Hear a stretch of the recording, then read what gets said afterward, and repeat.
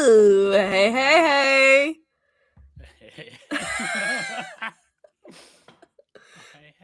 Hey. Hey, we are live on the interwebs. I have my screen kind of small, so I can't really see the chat. Well, there's probably no chat yet.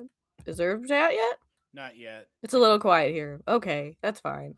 It'll be live. I've got both open. Cool. So, nobody's here. But for the replay purposes, welcome, my most excellent and admirable hobbits, to a day of giving and gratitude in support of our dearest Tim, the talented bard of Arda. Our merry minstrel befell a most tragic event earlier this Yule time. Wow, that sounds like so positive. Positive spin on a horrific car wreck. And, You're and welcome that I wrote such a nice script. it's beautiful. But he and his family need our help. Of course, I'm sure you all have seen the TikToks, the Instagram posts, the Substack posts, to let you know that we are here to raise money for Tim and his family to help them with expenses related to this car accident that will have Tim in recovery for months, and all at the worst time to be off his feet. You know, it's the holidays, it's his job was new. I mean, I get on my soapbox for a second and just say how horrific it is to have a country where you're set up with your healthcare attached to your job. But I digress. Healthcare is a human right. Yeah. Had to say it. Period. So today what we are doing is reading the letters from Father Christmas by J.R.R. Tolkien. And we have an amazing lineup of readers for you today. Amazing lineup of hosts. I am just the first of many. And while we do that, we are going to remind you to donate to the GoFundMe as linked here. It's also linked in pretty much all of your favorite creators' bios, particularly all of your Voices of Arda friends, if you need another place to find it. And with that being said, how is this a fundraising live stream? Well, when you donate and you send a receipt to voicesofarda@gmail.com, which we'll show here to reinforce. So when you send your donation receipt to voicesofarda@gmail.com, you will be entered to win some insane prizes. We have, I think, a bundle of 10 for today. 10 bundles. 10 bundles. So, originally, I just anecdotally, when we came up with this idea, I was thinking, somebody will donate a little something here, a little something there, and we'll be giving away things one at a time. Like, I was like, I'll give away one of these gorgeous copies of Father Christmas. Milo will have her books, yada yada yada. And then it became an absolute avalanche of generosity, and it just goes to show how huge a part of this community that Tim is, that there was such an outpouring of love and gifts. So to show you how this all works, we have been receiving entries all week for the giveaway, because early bird gets the worm. And so for our first I'm gonna wait to give our first bundle, but I will say that the first bundle will be, we've got a fellowship t-shirt for Box Lunch. We've got a promotional set of Rings of Power pins, which I do have. If you want to give me 2 seconds, I put my Alan stuff is right here. Alan from the Prancy Pony. Name drop. So, if you all recall, there were some promotional events surrounding the first season of Rings of Power. And at some Comic Cons, we're also throwing in a One Ring.net pin for fun. But Rings of Power was doing a lot of promotion, and they did not, as you all know, they do not sell anything Rings of Power merch related. But we have this gorgeous set of pins that have symbols from the show. And I think you'll recall a lot of these from season 1 with the fireflies. We know the sun. We know our little Mordor reference here. This is for the dwarves, I believe. We've got a star, of course. Who would we be? Sorry that I'm touching your prize, but my hands have been... It all has over value. Exclusive item. Look, kisses. Whoever our first winner is, I hope you like that. We're also have some apparel from the Middle Earth Companion. Pedro generously gave us a lot of things from his collection that we will be adding into this bundle as well. And then we have a Shaping of Middle Earth mass market paperback, courtesy of Mila, or at End of Bag on Instagram. So that's just a teeny weeny little preview. I don't have everything in the house with me. If you looked like slightly to this side of me, you would see that it looks like Santa's Workshop threw up between like presents for my baby and presents for you all. I work part-time with Father Christmas. So with all of that said, Nick, did you still want to read the intro to this? I think hilarious that you bring that up, because I was just pulling up. You thinking about it? Version. Yeah. So one thing I do want to say about this that I don't know where my paperback version is. RIP paperback version. She's in the house somewhere. There's a box. Like, I have a whole bunch of Tolkien books that are not on that shelf, and I'm like, girl, where'd you put them? Stop moving. But one thing that I thought was really sweet is that at the very, like, after the, publishing information, it says, well, here comes Christmas, that astonishing thing that no commercialism can defile unless we let it. And I just thought that's an adorable way to start this book. And like, when whoever wins this, or if you have not ever owned a copy and you want to pick one up, like, you get to see the actual, like, his handwriting and how Tolkien wrote these letters, and you can see that, like, he has so many different illustrations. You even get to see the envelopes. So, I mean, if you don't have this, I highly recommend, and I hope that whoever wins this also doesn't have this version. But I think it's a great piece to have in your Tolkien collection.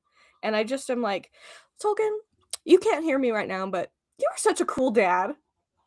Like, Coolest dad award. I love this. Like, you know what? Let's lean into the whimsy, you all. Get on Tolkien's level, okay? The king of whimsy. Yes. He's a beautiful soul. Beautiful. Okay, do you want me to read that? If you want to do the intro, that'd be cool. Yeah, give me 1 sec to find it in my labyrinthine. I'll show you some more Father Christmas. There he is. The man in the snow. I think this is his house in the North Pole.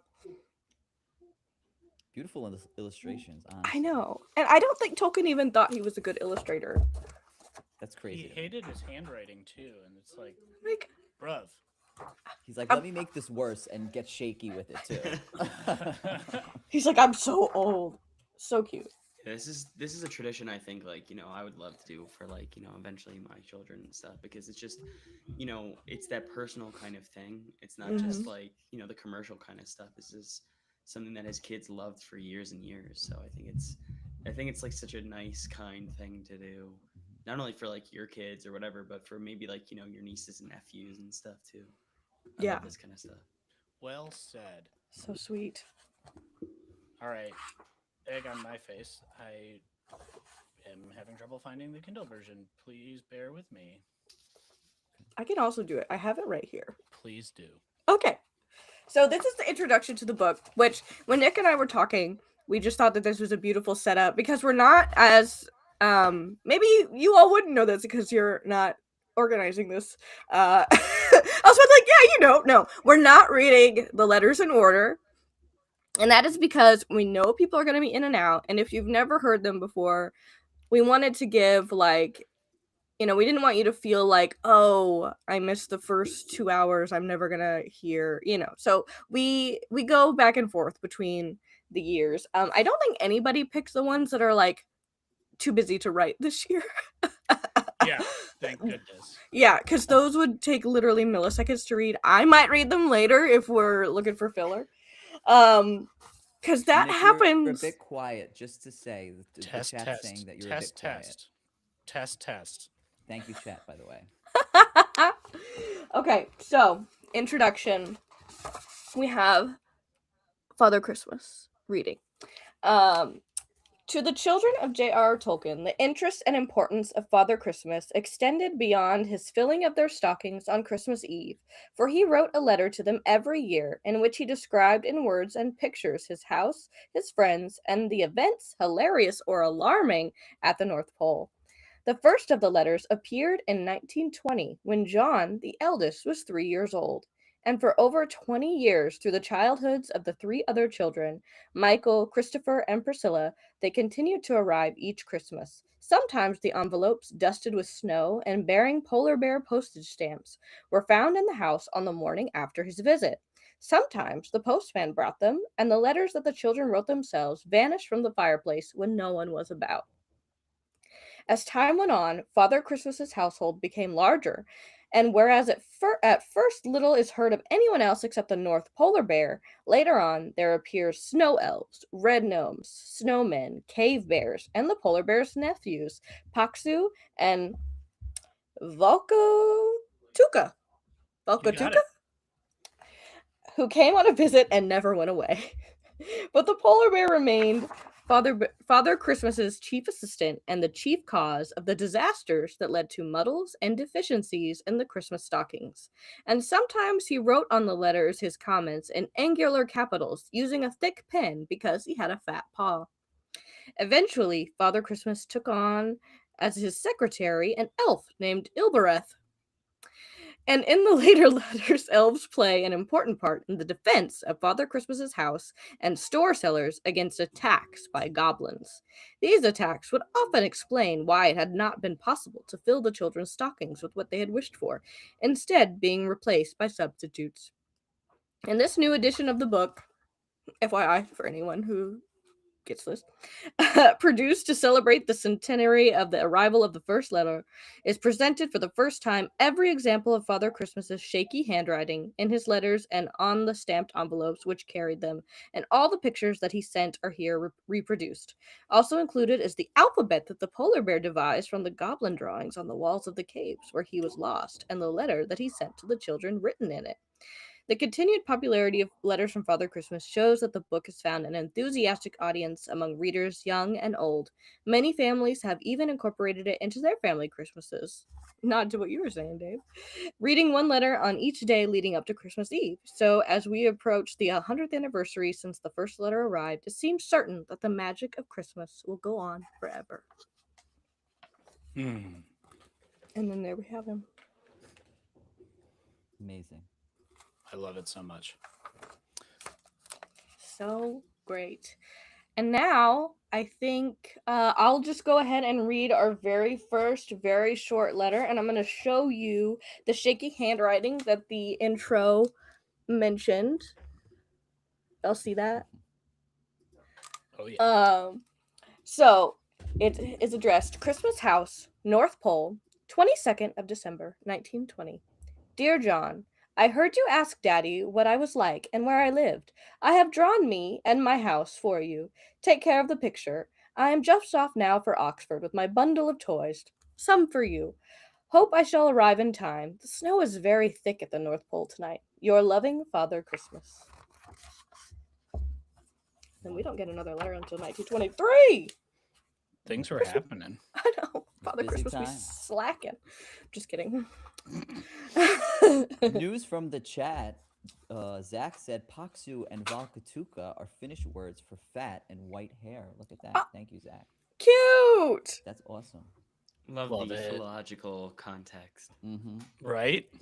I know. He was not just making, as we know of Tolkien, he was not just making stuff up. This man was pouring from a lot of resources uh, to build his worlds. Plural.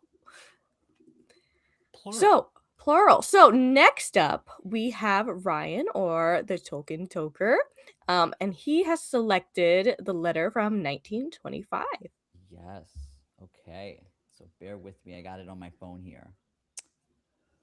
Cliff I can grab it. House, top of the world, near the North Pole. Christmas 1925. My dear boys, I am dreadfully busy this year. It makes my hand more shaky than ever when I think of it, and not very rich. In fact, awful things have been happening, and some of the presents have got spoilt, and I haven't got the North Polar Bear to help me.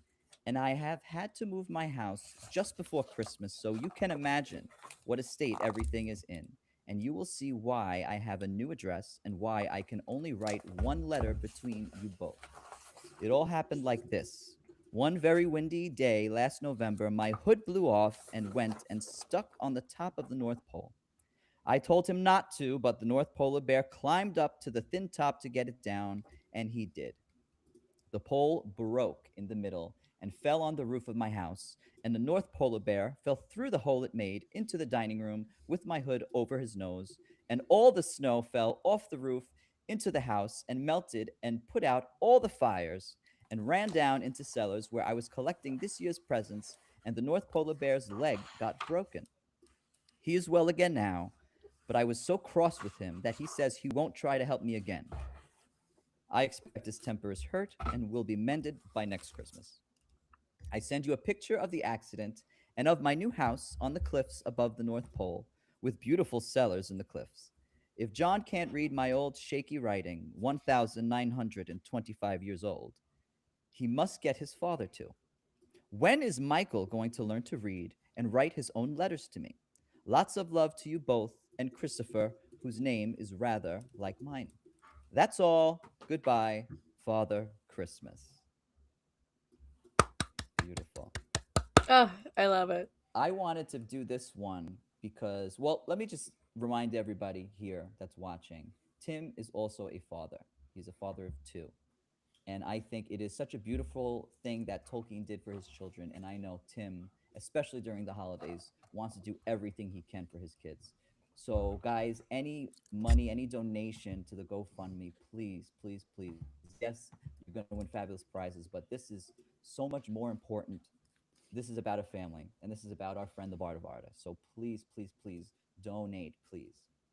So I wanted to do this because the North Polar Bear, who is very famous in all of Father Christmas's letters, he's broken in this one. He was trying to help, and I'm sure that Tim was trying to help make ends meet with his family on the job and everything. And Tim is broken now, but he is going to come back better than ever. So I wanted to read that in honor of our friend. So please, please, please donate, guys. And Merry Christmas and Happy Holidays. Beautiful. I love that. Thank you so much. Of course. It's so great. And it's like, I mean, Voices of Arda, I think, is really good at getting the gang all together. But I do think there was, I don't know, I'm just forever blown away by the outpouring of love that we have seen over this last month. I mean, 2 weeks even. I mean, it feels like the longest month we've had just because of like the horribleness, but at the same time, like, I can't believe we're 5 days away from Christmas. And so, so many of you gave, I mean, that first post, what was it? I think we all posted by like the 7th, like when we knew that Tim was okay. And I mean, as okay as, he was gonna be for a little bit. And so, we got the okay from his family. And I think we all just started like letting the folks know, and we all started organizing. not just for the live stream, but for the GoFundMe in general. And it just like, I mean, we blew that first goal through the like out of the Truly. water, and you know, we've had to increase it because there's been complication. I mean, like the insurance thing is one, like the, you know, the recovery piece. It's, and you guys have continued to answer the call. So when we were thinking of another way to, you know, organize around this besides just pointing people to the GoFundMe, and we came up with the live stream, it was also a little nod to, you know, wanting to thank you all who have given so generously. And man, the giveaways just did not stop coming in. I mean, we still have people asking, and so we might have to do like another version. And speaking of another version, I will say that there were some items that I didn't feel quite, I don't know, they were a little bit bigger. And so I did put together a silent auction website, which is linked here at galabid.com/VOA auction. And this isn't going to close today. We may have more items added to it, but this, I decided that to really push the giveaways, because that's really the focus for today. We're going to have so many winners getting so many wonderful prizes because you are such givers, and we wanted to give back to you a little bit. But then we got some crazy donations, y'all, and I was like, I can't just give this to you. I'm sorry. So I put together this auction site, and that's where we have like our Tolkien themed lamp. We have a sun catcher from ABJ Glassworks, and it is something that I think all of us have had our eyes on before. And we have a first edition American Silmarillion in there. We have a signed Rings of Power poster from Don Marshall. And Mila, who we mentioned before, has given like this huge vintage haul of books. So we put together a little fun mystery bundle for some of the things that we don't give away today. And I think it's just kind of it's a great gift, or something to add to anybody's collection. A lot of fun. You know, we've kind of just picked and chose randomly from her huge haul that we're also giving away today. So and I swear to you, people even last night were asking what they could help with. So I'm not gonna close it today because I think we might have to add more. Oh yeah. And so then essentially everything that goes through there, we're gonna just donate as a huge lump sum to the GoFundMe. And honestly, we might just give it directly to Tim. I mean, Oh yeah. why not? I have him on Venmo. So that's the plan there, and for like the continuation of this, just because it's, I mean, what a thing to happen to you at the beginning of December. Yeah, it's hard. Right before the holidays. Yeah, I know. You know. it's crazy. But I mean, you know, we've got his back. We have so many, like you all have just, I don't know. I'll cry if I talk about it too much, because I mean, you know me. I'm a crier. It's just a testament to how good the Tolkien community really is. Yeah. These people, through their reading of Tolkien, have that sense of empathy and compassion for those that are struggling, or those that are, you know, going through what Tim's going through right now. And it's just amazing that so many people have done so many great things, whether it's just donating, like Bree said before, $13, or the person that donated $1,000. Yeah. You know, it's just every little bit counts. So please keep donating. Please keep bidding on those auction items. Absolutely. So true. So I know we've been hyping up these giveaways. So why don't we give one away, Nick? Oh yeah. Would you like to do the honors of who our first winner will be? And also, before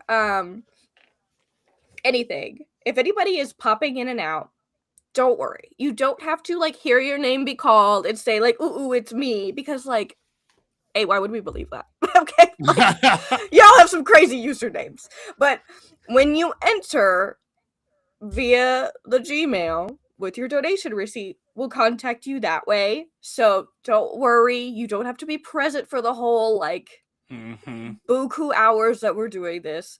This is just so that we can get more eyeballs on it, and so any you could donate between now and the end of the live stream, and you'll have a chance. And if I say end, I say like I don't know, 15 minutes till 4 p.m. Eastern, 3:45. It's gonna take me like 5 minutes to put. We've, by the way, had so many new emails come in. Like, I'm overwhelmed right now. It's incredible. So it's so exciting to see that many new people joining in. We have this kind of rolling. It's randomized. Once you're chosen, if you are one of the lucky winners, you are out of the running. But everybody else, please keep donating. We're gonna literally add names to the bucket, quote unquote, until, like Andy said, the close to the very end of the stream. And the first winner of that first bundle that Andy read off all the amazing items for is Holly Rebrovich. Congratulations, Ooh. Holly. I don't know if you're in the Yes, chat, but Holly. well How done. festive. What a festive name. I know, Right? Holly. it's on theme, baby. Oh, it's so good. Period. So yeah, so Period. if we don't remember, Holly is going to walk away with a fellowship t-shirt from Box Lunch, the promotional set of pins that I just showed you all, some apparel from Middle Earth Companion, and the Shaping of Middle Earth mass market paperback. So fire. So Those fire. hoodies especially are so Oh, they look so great. Yeah. Mhm. So we'll email you and get your info for the apparel piece of it. The shirt from Box Lunch just is what it is, but we'll work with Pedro to get you the hoodie or t-shirt of your dreams. Yeah. Heck yeah. Totally. And I'll say this now, and I'll say it a million times throughout. This is going to be a labor of love. This is our first time doing the giveaways. So Yeah, we also appreciate your patience, given the state of this country. We're just going to be complaining about the United States this whole time, too. So if that's a problem, maybe Don't get us kicked go. off YouTube.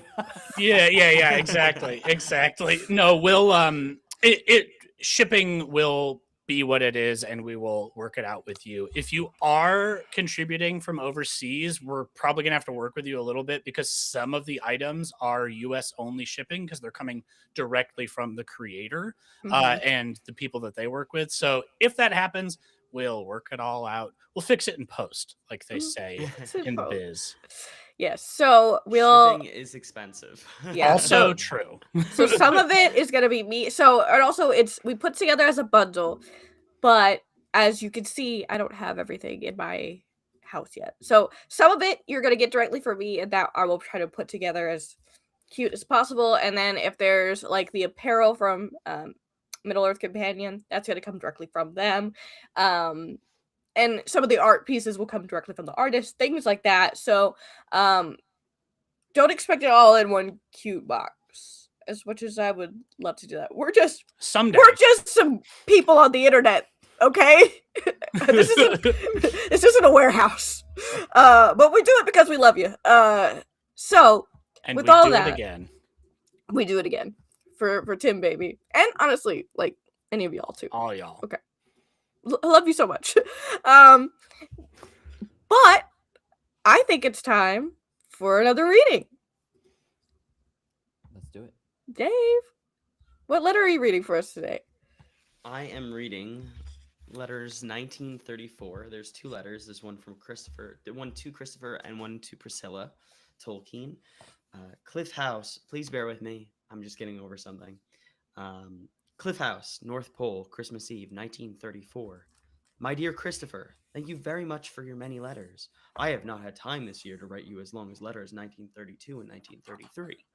But nothing at all exciting has happened. I hope I have pleased you with the things I am bringing, and that they are near enough to your lists. And we have the envelope here, if you could see it. Cute. Oh, so cute. I mean, get this book just for the illustrations alone, you guys. Oh yes, absolutely. There you go. There's the letter itself. The much I have longer not got. one. Oh yes, much longer.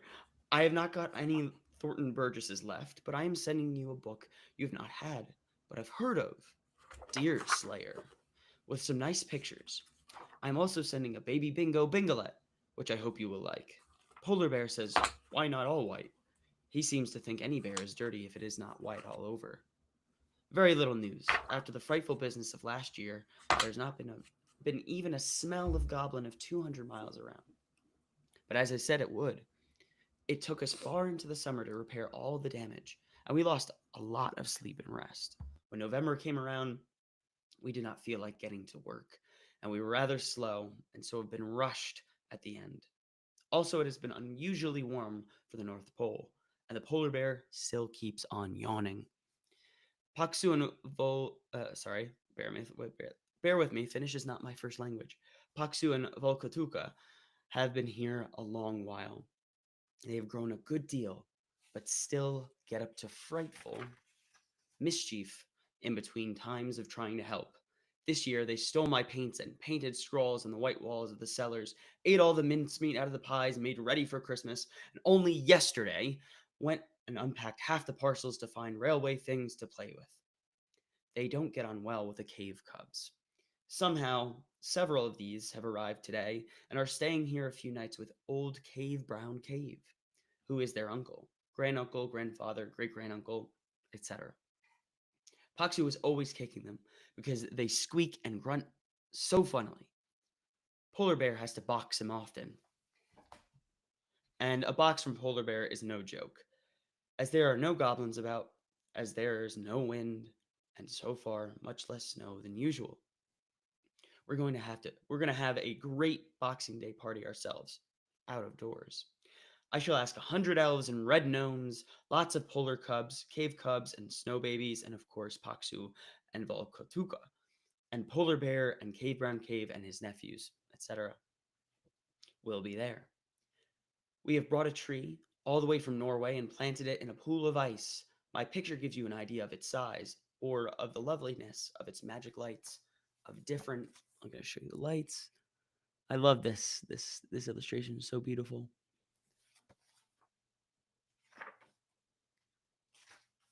Colors, we tried them yesterday evening to see if they were all right. If you see a bright glow in the north, you will know what it is. The tree-ish things behind are snow plants and piled masses of snow made into ornamental shapes. They are purple and black because of darkness and shadow. The colored things in front is a special edging to the ice pool, and it is made of real colored icing. Paksu and Volkotuka are already nibbling at it, though they should not till the party. Polar Bear started to draw this to help me as I was busy, but he dropped such blots, enormous ones. Hold it up to the light and you will see where. I had to come to the rescue. Not very good this year. Never mind. Perhaps better next year. I hope you will like your presents and be very happy. Your loving Father Christmas. P.S. I really can't remember exactly in what year I was born. I doubt anyone knows.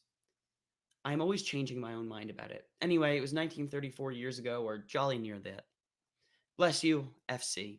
PPS. Give my love to Mick and John. Polar Bear. Love, Bissy, thanks. There we go. There's the letter itself. With Polar Bear giving his love as well. December 24th, 1934. I apologize, it sounds far off. Dear Priscilla, thank you for the nice letters. Lots of love. I hope you will be quite well and enjoy the things I am bringing. Can you read this yourself yet? Is it my best writing? Polar Bear sends his love. He is glad you have called your bear Bingo. He thinks it is a jolly name, but he thinks bears ought to be white all over. I send a picture with Christopher's letter, which is for both of you. Your loving Father Christmas. Love, Busy. Thanks, PB.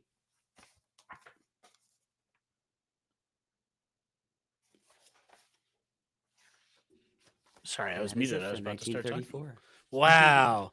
Can you imagine writing 3 beautiful letters to your wonderful children? At least one of which is building all of this lore. Like, what the heck? That's so cool. Oh man. I told I you mean, it it's was just built a different, you foretaste for guys. the crazy lore that is gonna happen. You know, there's little hints of red gnomes and goblins in there. So I can't wait for the next letter to be getting the full context of who the red gnomes are. And just like his understanding of not only his kids, but like the way that a 3-year-old the letter to the 3-year-old that I read isn't gonna have the attention span for it. It's just nice that they got the letter, so it's short, right? But then as they get older, it gets more elaborate and everything. It's crazy. Could you imagine these kids knocking on his office door and he's like, "Get out of here! I'm doing something," and he's just writing their letters. That's Don't what go I'm in like, there. Where did he write these? Like, Right? Maybe I mean, because it's did so he hard. at work? Like, yeah, that's a great point. It's so hard, like even like hiding presents and stuff like that from other people in your house. So it's like, I how know, could you because just write letters like this? like these are the same kids that he like ran the Hobbit by. You know what I mean? It's Right? Yeah. like he set up a crazy standard for like what dads do. Yeah. And I hope there's no children like watching this, but like when I found out about Santa, I compared handwriting. So imagine finding a Oh my gosh, whole I did letter- that. A whole What do you letter. mean? What do you mean? Nothing, Dave. Don't worry about it. No, yeah, don't worry about it. Santa, he's just, he's on a fitness Just journey. That's he what I mean. he has Thank God. Yeah. he's So- got different handwriting for different families. Mhm. It's the magic. It's the magic part It's of it. it's the He magic adapts of it. to every parent's handwriting. That's what it is. Yes. Or he shaky as hell. It's relatable. It's relatable. It's so beautiful. So we have 31 people in the chat right now. And I just want to thank everyone in the chat who's been here. And if you all donated, thank you. If you want to donate again, please do. And I think, if I may ask you all, can you just share this video? Share the GoFundMe page. I mean, it takes like 2 minutes. Even if you reach one more person, I mean, do the math. Every person counts. We want to get as much money as we can for Tim. So if you could just share this, share the GoFundMe, share the auction site, share it all. I'm sure there's people with Lord of the Rings fans as family members, great opportunities, amazing prizes. So please, please, please share. I mean, for example, we are $5 away from having raised $19,000. Yeah. Like insane. I am so floored by that and so proud of you all. Yeah. It's incredible. It's just like, yeah, it's wild. The way that you all have come together but also at the same time, like, who could blame you? Tim is the absolute best of us. It's Yes. true. So You want more Ooh. parodies? You want more Bard of Arda? you want more Follow songs? that link. Follow Let- that link. Let's get let- him better. Let's get him some peace of mind so he could relax, he could create, and he could do this when he gets back on his feet. Let's do it. We can do it. Yes. Yeah, we got this, everybody. I mean, y'all are the best. One thing, I did see somebody mention the lamp in the chat, and so I will just throw up there are photos right now on the auction site, and at 1 p.m. Eastern, if he is still available, the artist himself will be joining us, or is planned to join us for the live stream to show it off so that you can see it in action. I do have photos in the auction site of it on and off, but I think it'll be really nice to see, relatively to somebody. And I thought that was really cool that he offered to hop on to showcase it. Speaking of joining us, Bard of Arda is in the house as we speak. Love you, Tim. Woohoo. Tim! A celebrity. Tim. This is all for you, bud. It's all for you. It's Yeah. all for So for you. Millennials. Millennials. We don't want to get demonetized. No, I'm kidding. This is not. Could you imagine? I know, right? Whoa. Dave. David.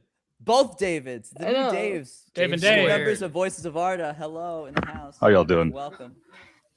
Doing all How you doing, right. Dave? Barry White has entered the Doing chat. well? How y'all doing? Hey, we got Annex in the chat. We got Wizardway Chris. We got Jeff in the chat. Everybody's here.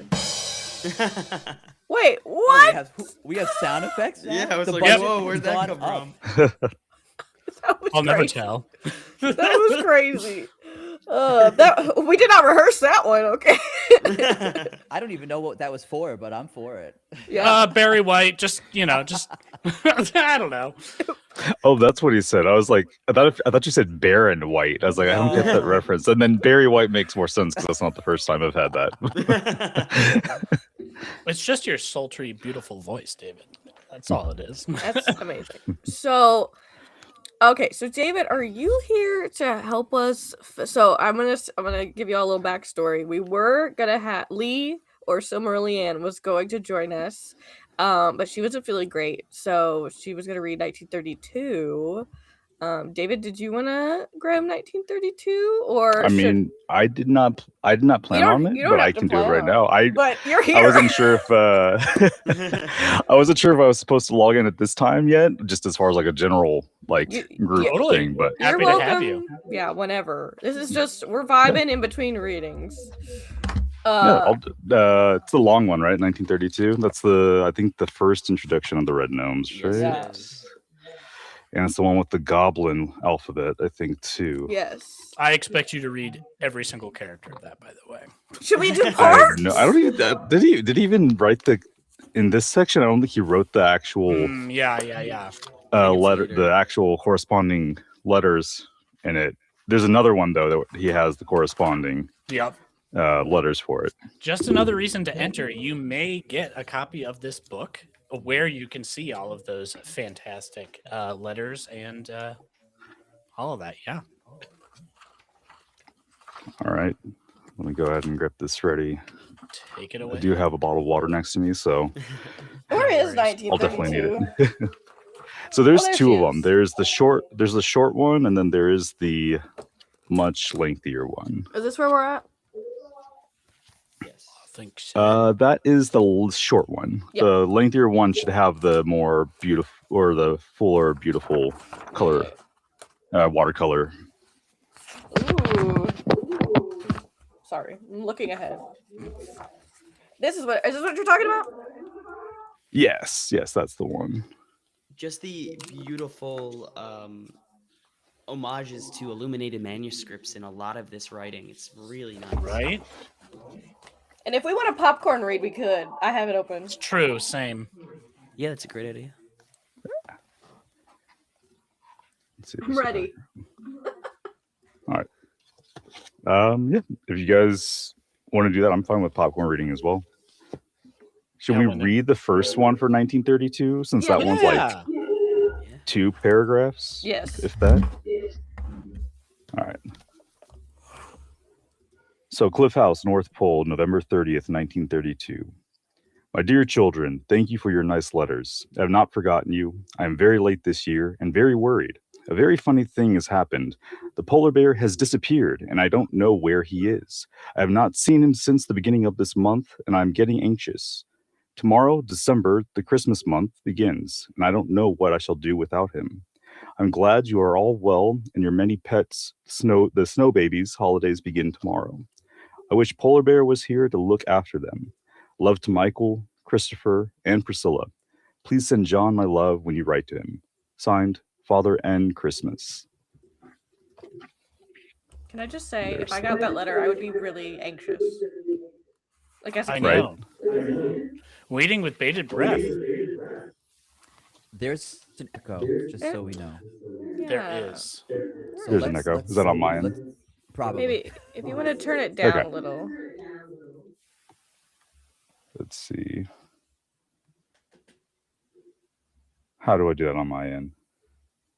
I think if you just I change your can hear myself volume. on this. Yeah, like turn it down on the device.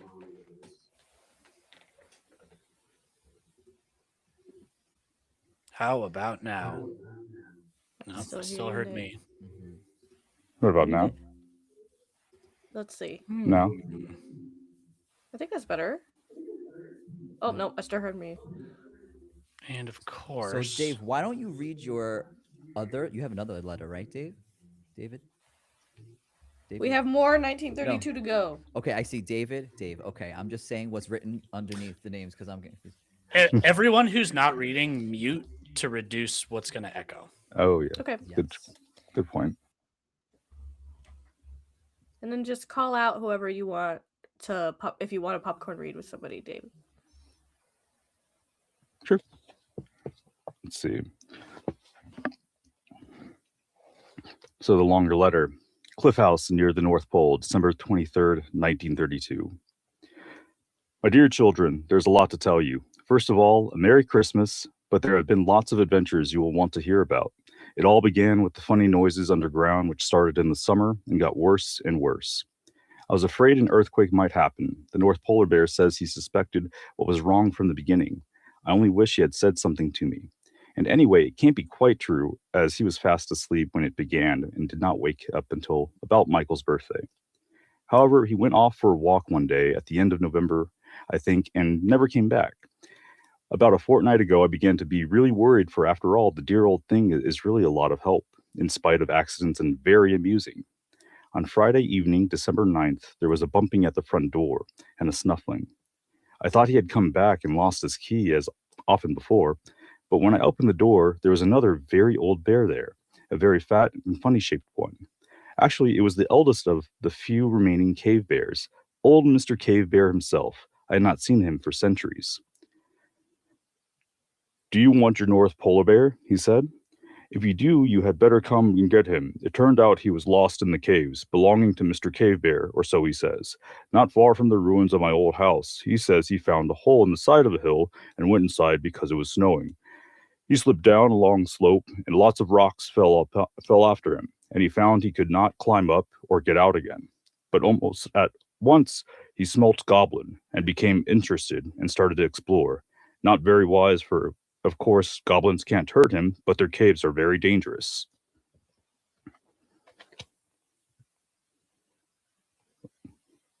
There's, sorry, Tolkien's beautiful artwork. Naturally, he soon got quite lost, and the goblins shut off all their lights and made queer noises and false echoes.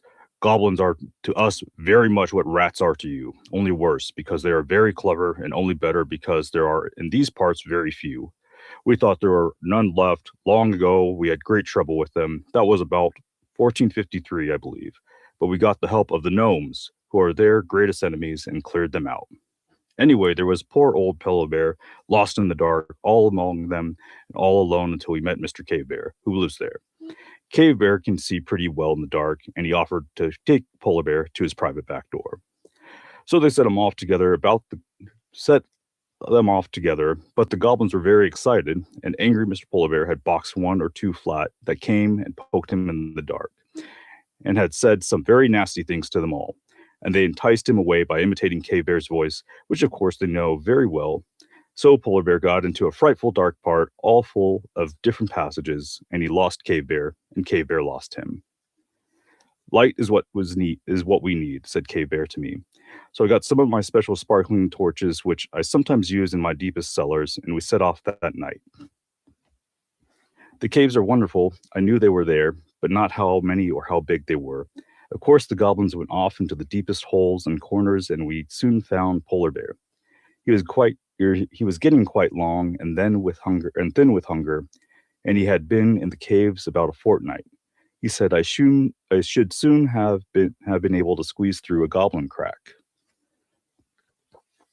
Or if anyone wants to show the photos too while I read, that would actually be great. The ones where we get to see Tolkien's illustrations of boars, bears, polar bears, horses, moose, what I believe is a buffalo or a bison, mammoth. Thank you, Andy. Let's see. And Dave, do you want to take the lead on the next one?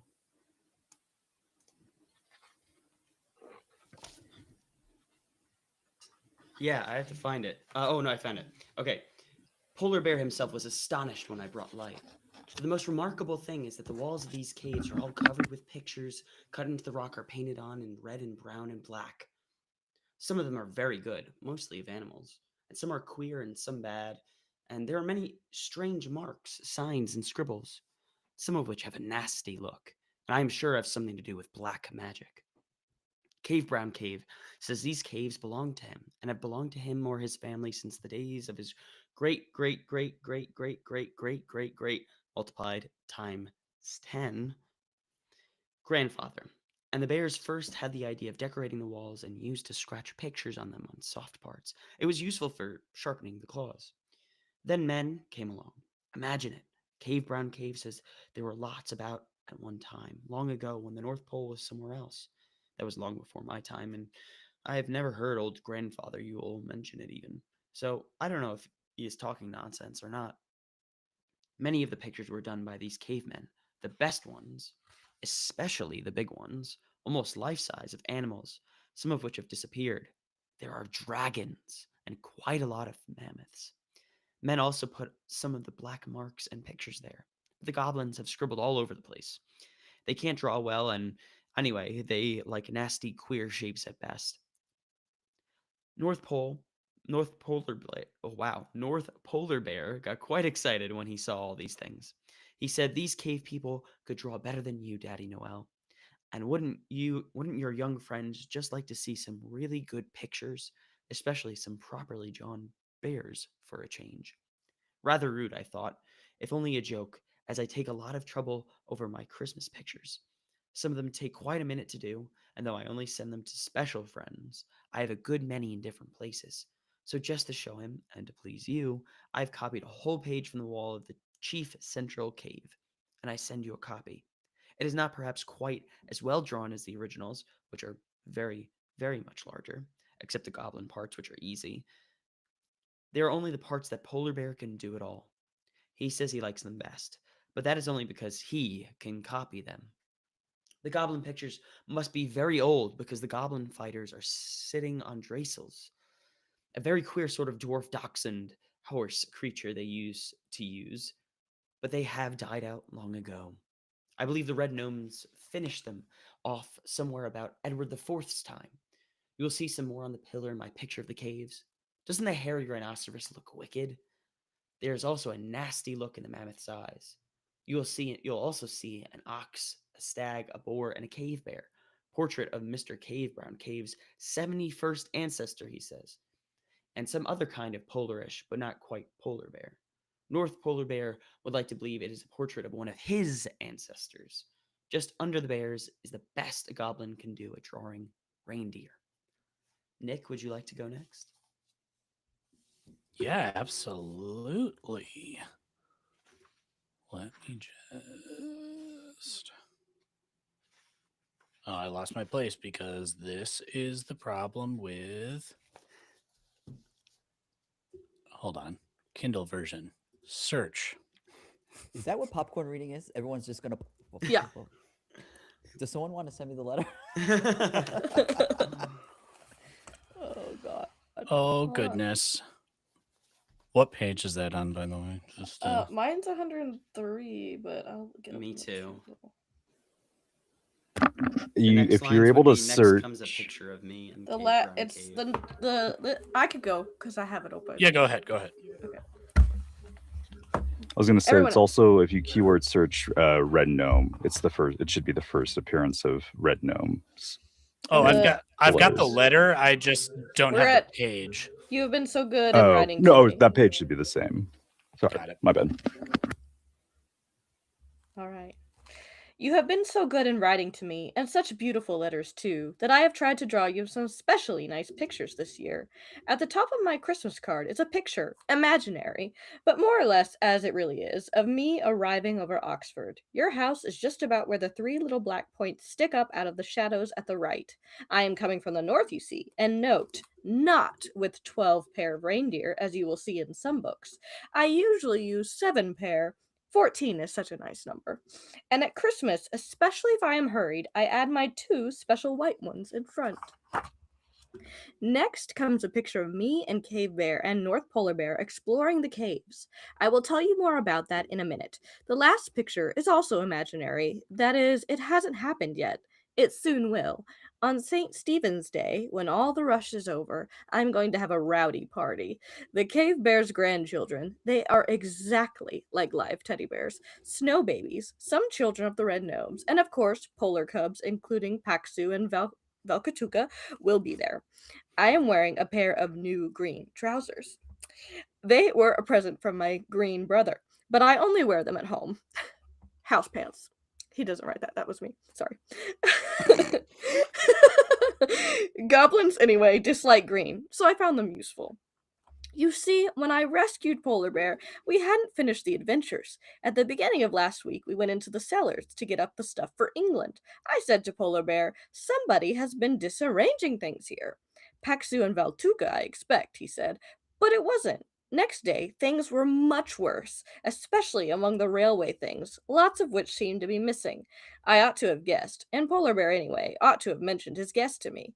Last Saturday, we went down and found nearly everything had disappeared out of the main cellar. Imagine my state of mind. Nothing hardly to send to anybody, and too little time to get or make enough new stuff. North Polar Bear said, I smell goblins strong. Of course, it was obvious. They love mechanical toys, though they quickly smash them and want more and more and more. Sounds like a kid. And practically all the Hornby things had gone. Eventually, we found a large hole, but not big enough for us, leading to a tunnel behind some packing cases in the west cellar. As you will expect, we rushed off to find Cave Bear, and we went back to the caves. We soon understood the queer noises. It was plain the goblins long ago had burrowed a tunnel from the caves to my old home, which was not so far from the end of their hills, and had stolen a good many things. We found some things more than 100 years old, even a few parcels still addressed to your great grandpeople. But they had been very clever, and not too greedy, and I had not found out. Ever since I moved, they must have been busy burrowing all the way to my cliff, boring, banging, and blasting, as quietly as they could. At last they had reached my new cellars, and the sight of the Hornby things was too much for them. They took all they could. I dare say they were also still angry with the polar bear. Also, they thought we couldn't get at them, but I sent my patent green luminous smoke down the tunnel, and Polar Bear blew and blew it with our enormous kitchen bellows. They simply shrieked and rushed out the other cave end. I don't know why cave is in parentheses. Cave. But there were red gnomes there. I had specially sent for them. A few of the real old families were still in Norway. They captured hundreds of goblins and chased many more out into the snow, which they hate. We made them show us where they had hidden things, or bring them all back again, and by Monday we had got practically everything back. The gnomes were still dealing with the goblins, and promised there won't be one left by New Year. But I am not so sure. They will crop up again in a century or so, I expect. We have had a rush, but dear old Cave Bear and his sons and the gnome ladies helped, so that we were now very well forward and all packed. I hope there is not the faintest smell of goblin about any of your things. They have all been well aired. There are still a few railway things missing, but I hope you will have what you want. I'm not able to carry quite as much toy cargo as usual this year, as I am taking a good deal of food and clothes, useful stuff. There are far too many people in your land and others who are hungry and cold this winter. Nick, did you find the spot? Do you want me to keep going? Sorry, I was still muted. No, I'm good. What was the paragraph you just ended with? I just ended, there are far too many people in your land and others who are hungry and cold this winter. I got it. Thank you. I'm glad that with you the weather is warm-ish. It is not warm here. We have had tremendous icy winds and terrific snowstorms, and my old house is quite buried. But I am feeling very well, better than ever.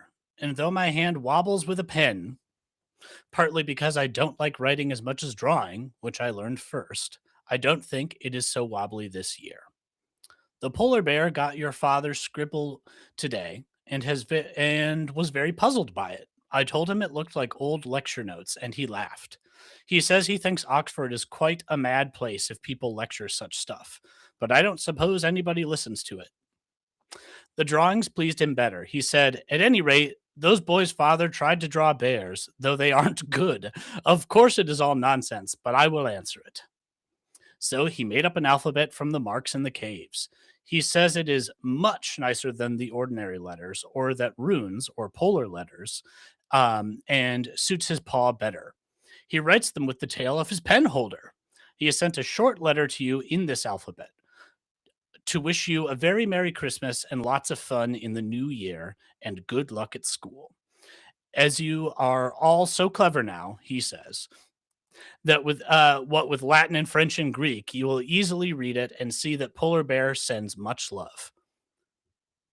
I'm not so sure. Anyway, I dare say he would send you a copy of his alphabet if you wrote and asked. But the way he writes it in columns from top to bottom, not across. Don't tell him I gave away his secret. This is one of my very longest letters. It has been an exciting time. I hope you will like hearing about it. I send you all my love. John, Michael, Christopher, and Priscilla.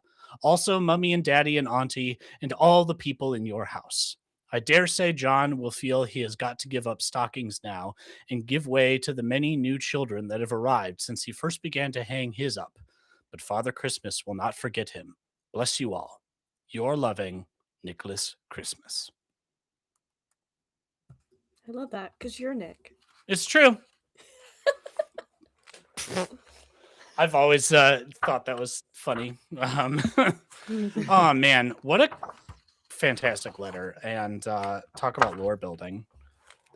Right. Oh my God, The what was the lore- animal that they committed the genocide against? That there's no longer an animal anymore. What was that animal? Oh, was it the hairy rhinoceros? mammoth, or right? I something? feel so the hairy bad. rhinoceros. Yeah, There's so many different to like throw that one hints in. I to was like like, damn. cultural kind of stuff in there as well, like the different toys and stuff that were popular at the time, mhm. and like Tolkien like always like going against all the mechanical stuff. But no, it's a great letter. I love it. But so I need to much. go, guys. Thank you so much. Thank for you so Dave, much for thank you being so much for here. being here. It's Oh, a new please. day. Honestly, it's an honor, to do something so beautiful like this. I think the Tolkien community is the best when it comes to things like this. So please, everyone, please continue to donate to the GoFundMe. Please try and bid for these great prizes. There's some prizes here that I'm like, wow, I would love to own these things, especially like the Suncatcher and stuff like that. I the know, stained right? glass. I'll That's my take your money, favorite. Dave. So Right. beautiful. Cough it up, Dave. I didn't know Cough it up. I didn't know if we were allowed to participate in, but yeah, for sure. I'll take your No, money, there's Dave. so many great things. There's the Silmarillion that I've had for years and I can't find that I want in that as well. There's so many great prizes. Please do it for this great cause. We love you, Tim. Merry Christmas, everyone. Have a happy New Year as well. Merry Dave. Christmas. Merry Christmas. Merry Christmas. Oh, Ah, Very nice. I'm Love going that to so follow much. suit because I have to do my Christmas shopping. Ask me if I did anything.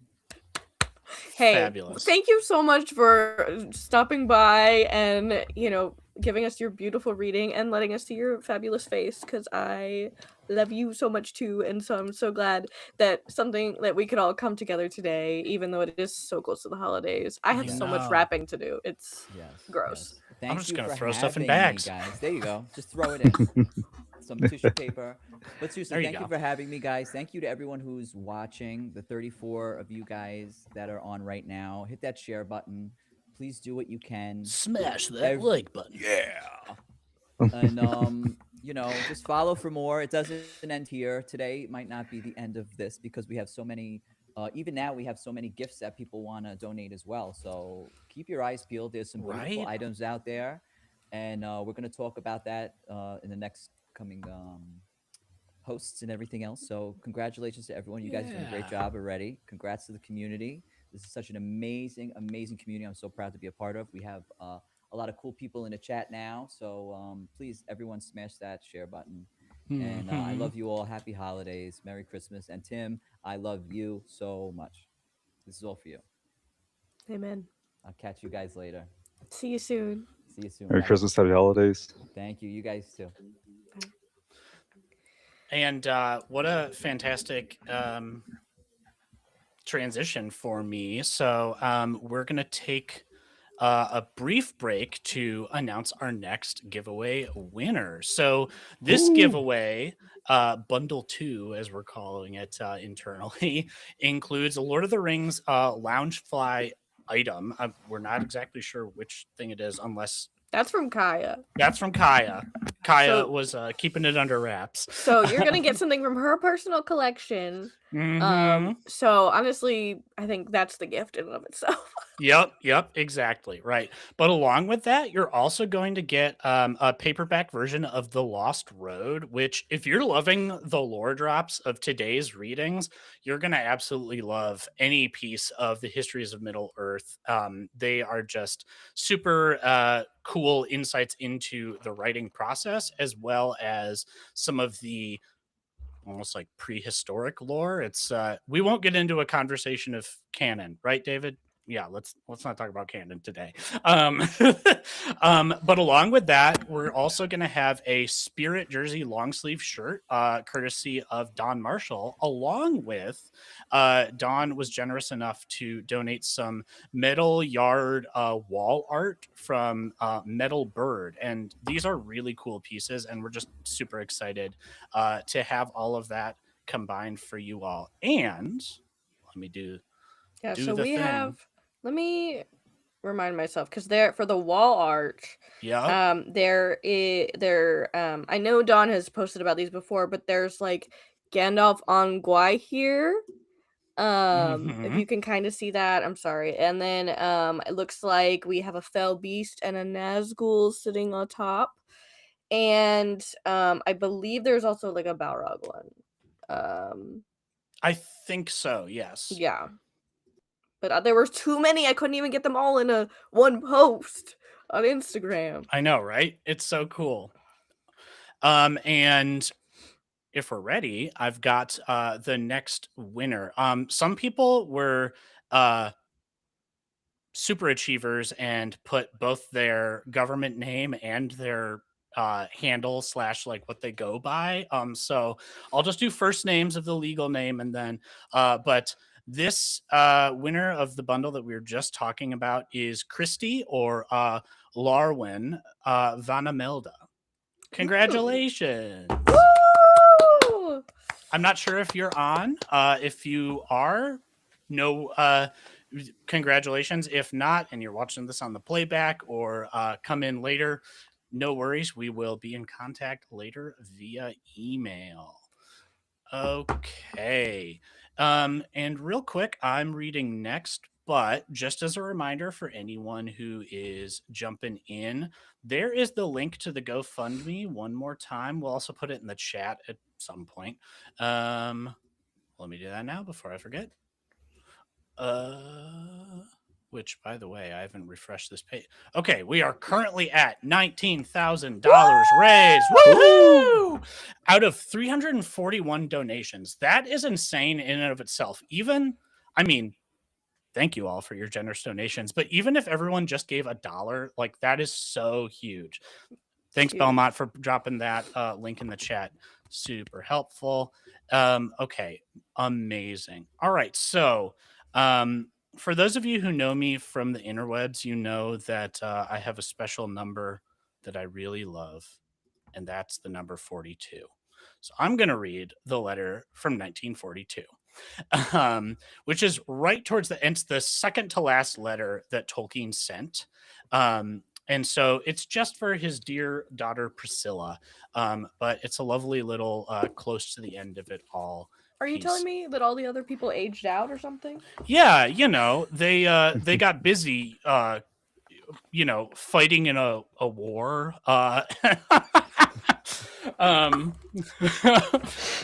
That's a thing.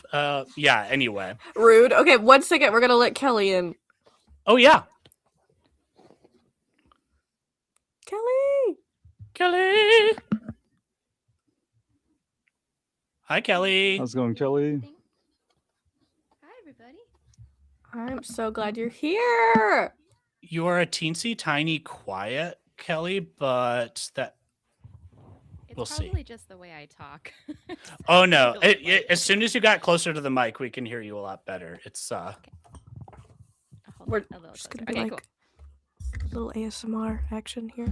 cool. Letters from Father Christmas. Oh.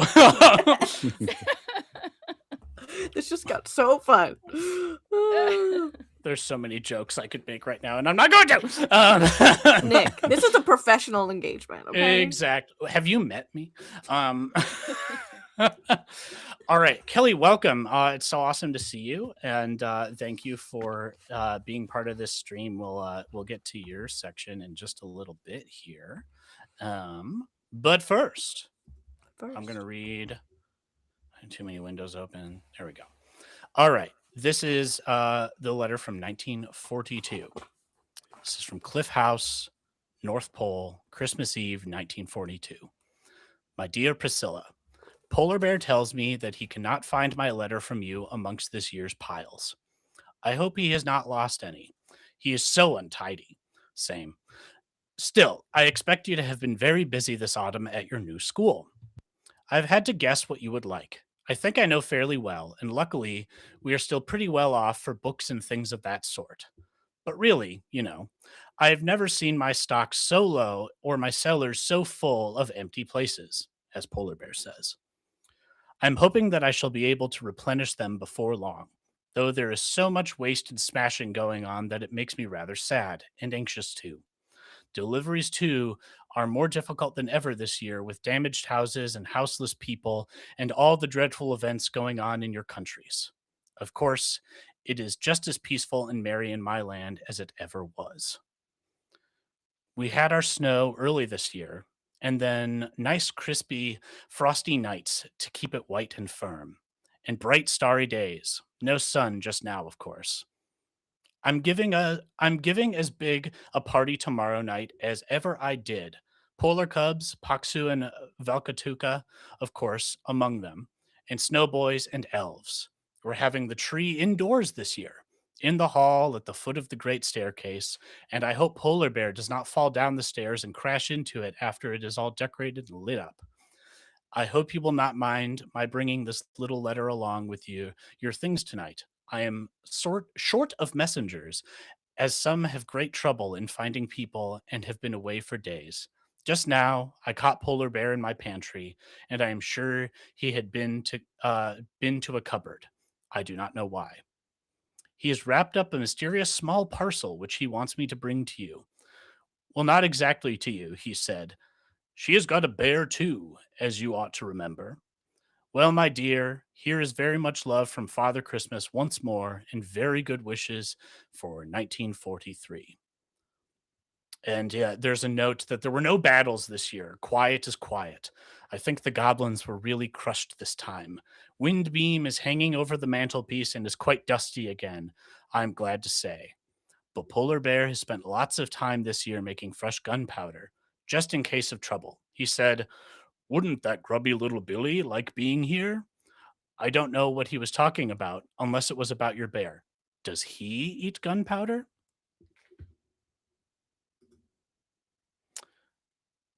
And then Polar Bear also said, "You'll find out about the pantry." Ha! Ha!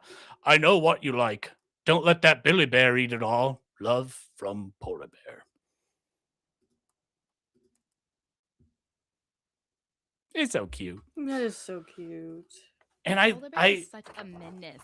I know, but a cute menace. We gotta love him anyway. And I don't know. There's something so timeless about these letters, even though he's making like topical references, i.e., displaced people and the dreadful events. Yeah, the dreadful events, exactly. But here's the thing: like, until very recently, our generations have known nothing but war, so it's kind of timeless in that way. And womp womp womp womp. But as we hear time and time again in these stories and all of his stories, there's that little circle of light that we all just have to keep going through, right? And that's what we get here as well. Like, things are still whimsical. There's space for wonder and love and joy, even in the face of such sorrow. Anyway, okay, Kelly, do you want to jump in with your read? Look at us staying right on time. I know, Oh we're my like God. really good at this. It's like we do this all the time. I do not. Maybe Nick does. Yeah. Sometimes I wish I didn't, but it's okay. Yeah, but Kelly, take it away. Yeah. All right. I'll be close to the mic. Get right There up you to that mic, girl. I am. Wait, Oh no. wait, what just happened? Now you're just gone. Now I don't hear you at all. Like yeah, what the hell? Please hold for technical difficulties. That's so weird. It's like your mic just disconnected. Turned off. Yeah. Did it unplug? Did we get too close? Did it say, actually, girl, back off? Ryan, is your message real? That's insane. What? Can I believe this? Is this AI? Hey, John. Hey, I mean, do what you got to do, Ryan. Oh my god. That's awesome. How about now, Kelly? Still nothing. What Maybe the heck? if you can hear us, maybe leave And come back. Sorry. While we wait for that, I will not call the winner, but I'll let everyone know about what the next bundle is so you can get a Perfect. nice taste of what's going on. But we've got another t-shirt or hoodie from the Middle Earth Companion. Thank you so much, Pedro. Not sure if you're with us right now, but thank you so much. We've also got a very generous gift. And thank you, Belmont, so much for organizing this part from Donato Giancola, one of our collective favorite Tolkien artists. It's his art, a print of his art piece, Shadow of the Past, which is just a gorgeous piece. You got cut. There we go. Keep going. No. Oh, crap. Hi? Wait, it says she's muted. Let me now try. Mm-mm. What? Is it a Bluetooth or a wired? Plug-in.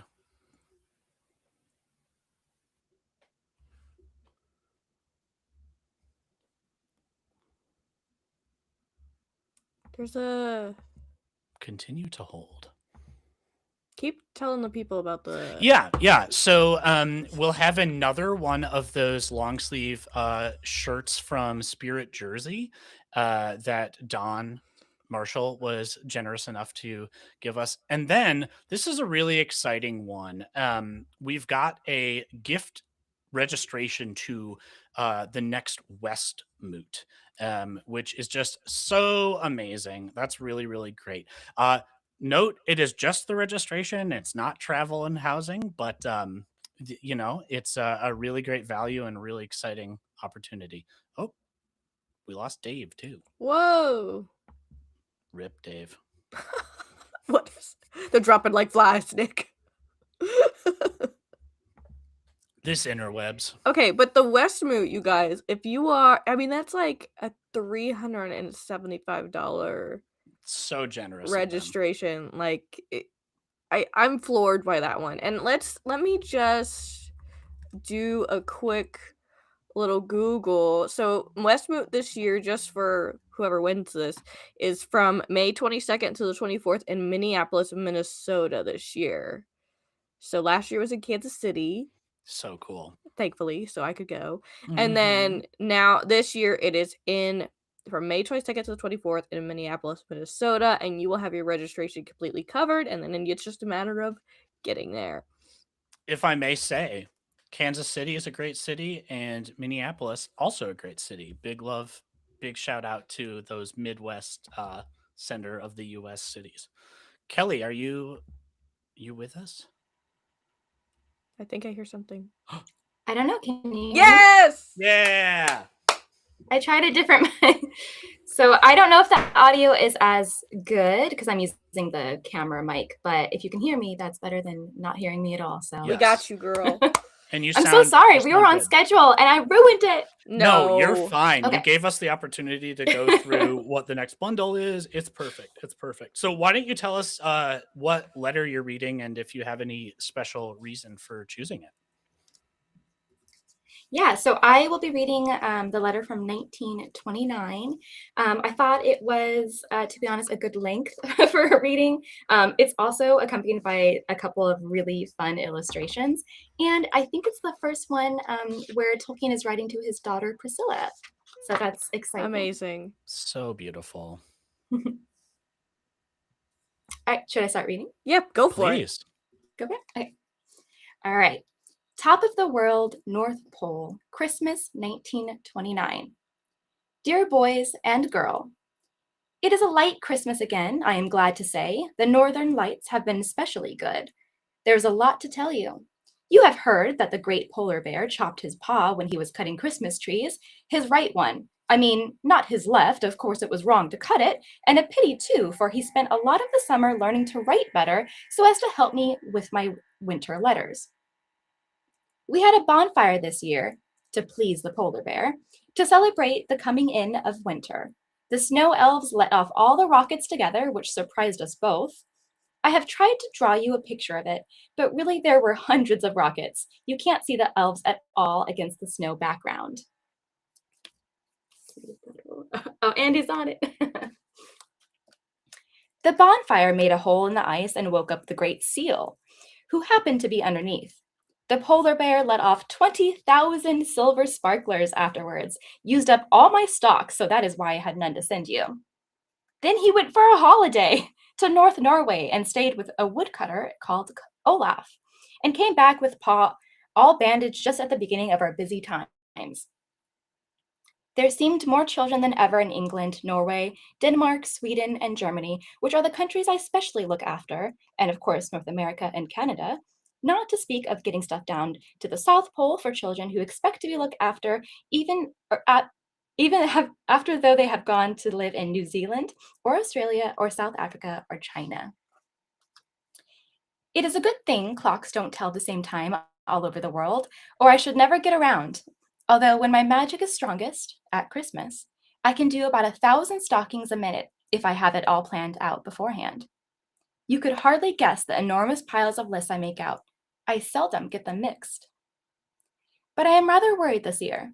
In my office and packing room, the polar bear reads out names while I copy them down. We had awful gales here, worse than you did, tearing clouds of snow to a million tatters, screaming like demons, burying my house almost up to the roofs. Just at the worst, the polar bear said it was stuffy and opened a north window before I could stop him. You could guess the result. The North Parabear was buried in papers and lists, but that did not stop him laughing. Also, all my red and green ink was upset, as well as black, so I am writing in chalk and pencil. I have some black ink left, and the polar bear is using it to address parcels. I liked all of your letters, very much indeed, my dears. Nobody, or very few, write so much or so nicely to me. I'm specially pleased with Christopher's card and his letters, and with his learning to write. So I am sending him a fountain pen, and also a special picture for himself. It shows me crossing the sea on the upper north wind, while a southwest gale, reindeer hate it, is raising big waves below. This must be all now. I send you all my love. One more stocking to fill this year. I hope you will like your new house and the things I bring you. Your old Father Christmas. Oh, I love that so much. Thank you, Kelly. What a beautiful letter. I know. It's so sweet. I almost like teared up a little bit because it's like Christopher is learning to write, but like we all know what Christopher did in terms of like writing and compiling and reading all of his father's papers. So it's like such a sweet moment to see like say less, Queen. His father. I know it's really sweet. It's like he's that's amazing. Very touching. It's so beautiful. Not to detract from our gushing about the letter and the Tolkien family, but I just highlighted. But let's talk about our Tolkien family. Hey! Am I right, Nick? Got him. I was about to pull up the drum sound again. But please click this GoFundMe link that we have going on. If someone wouldn't mind dropping that in the chat too, for those who can't click the one on the screen. And to note, if you would like to be entered for one of our fabulous giveaways, please shoot your receipt, either a screenshot or just go ahead and forward the email that GoFundMe sends you to voicesofarta@gmail.com. That's up on the screen right now as well.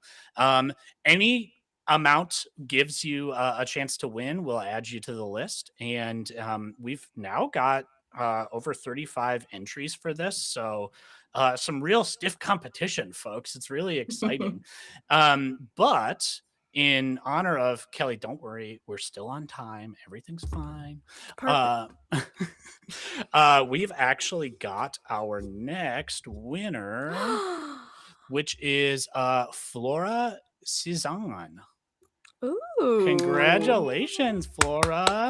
So also, beautiful name. Yeah, I love this name. It's giving Hobbit.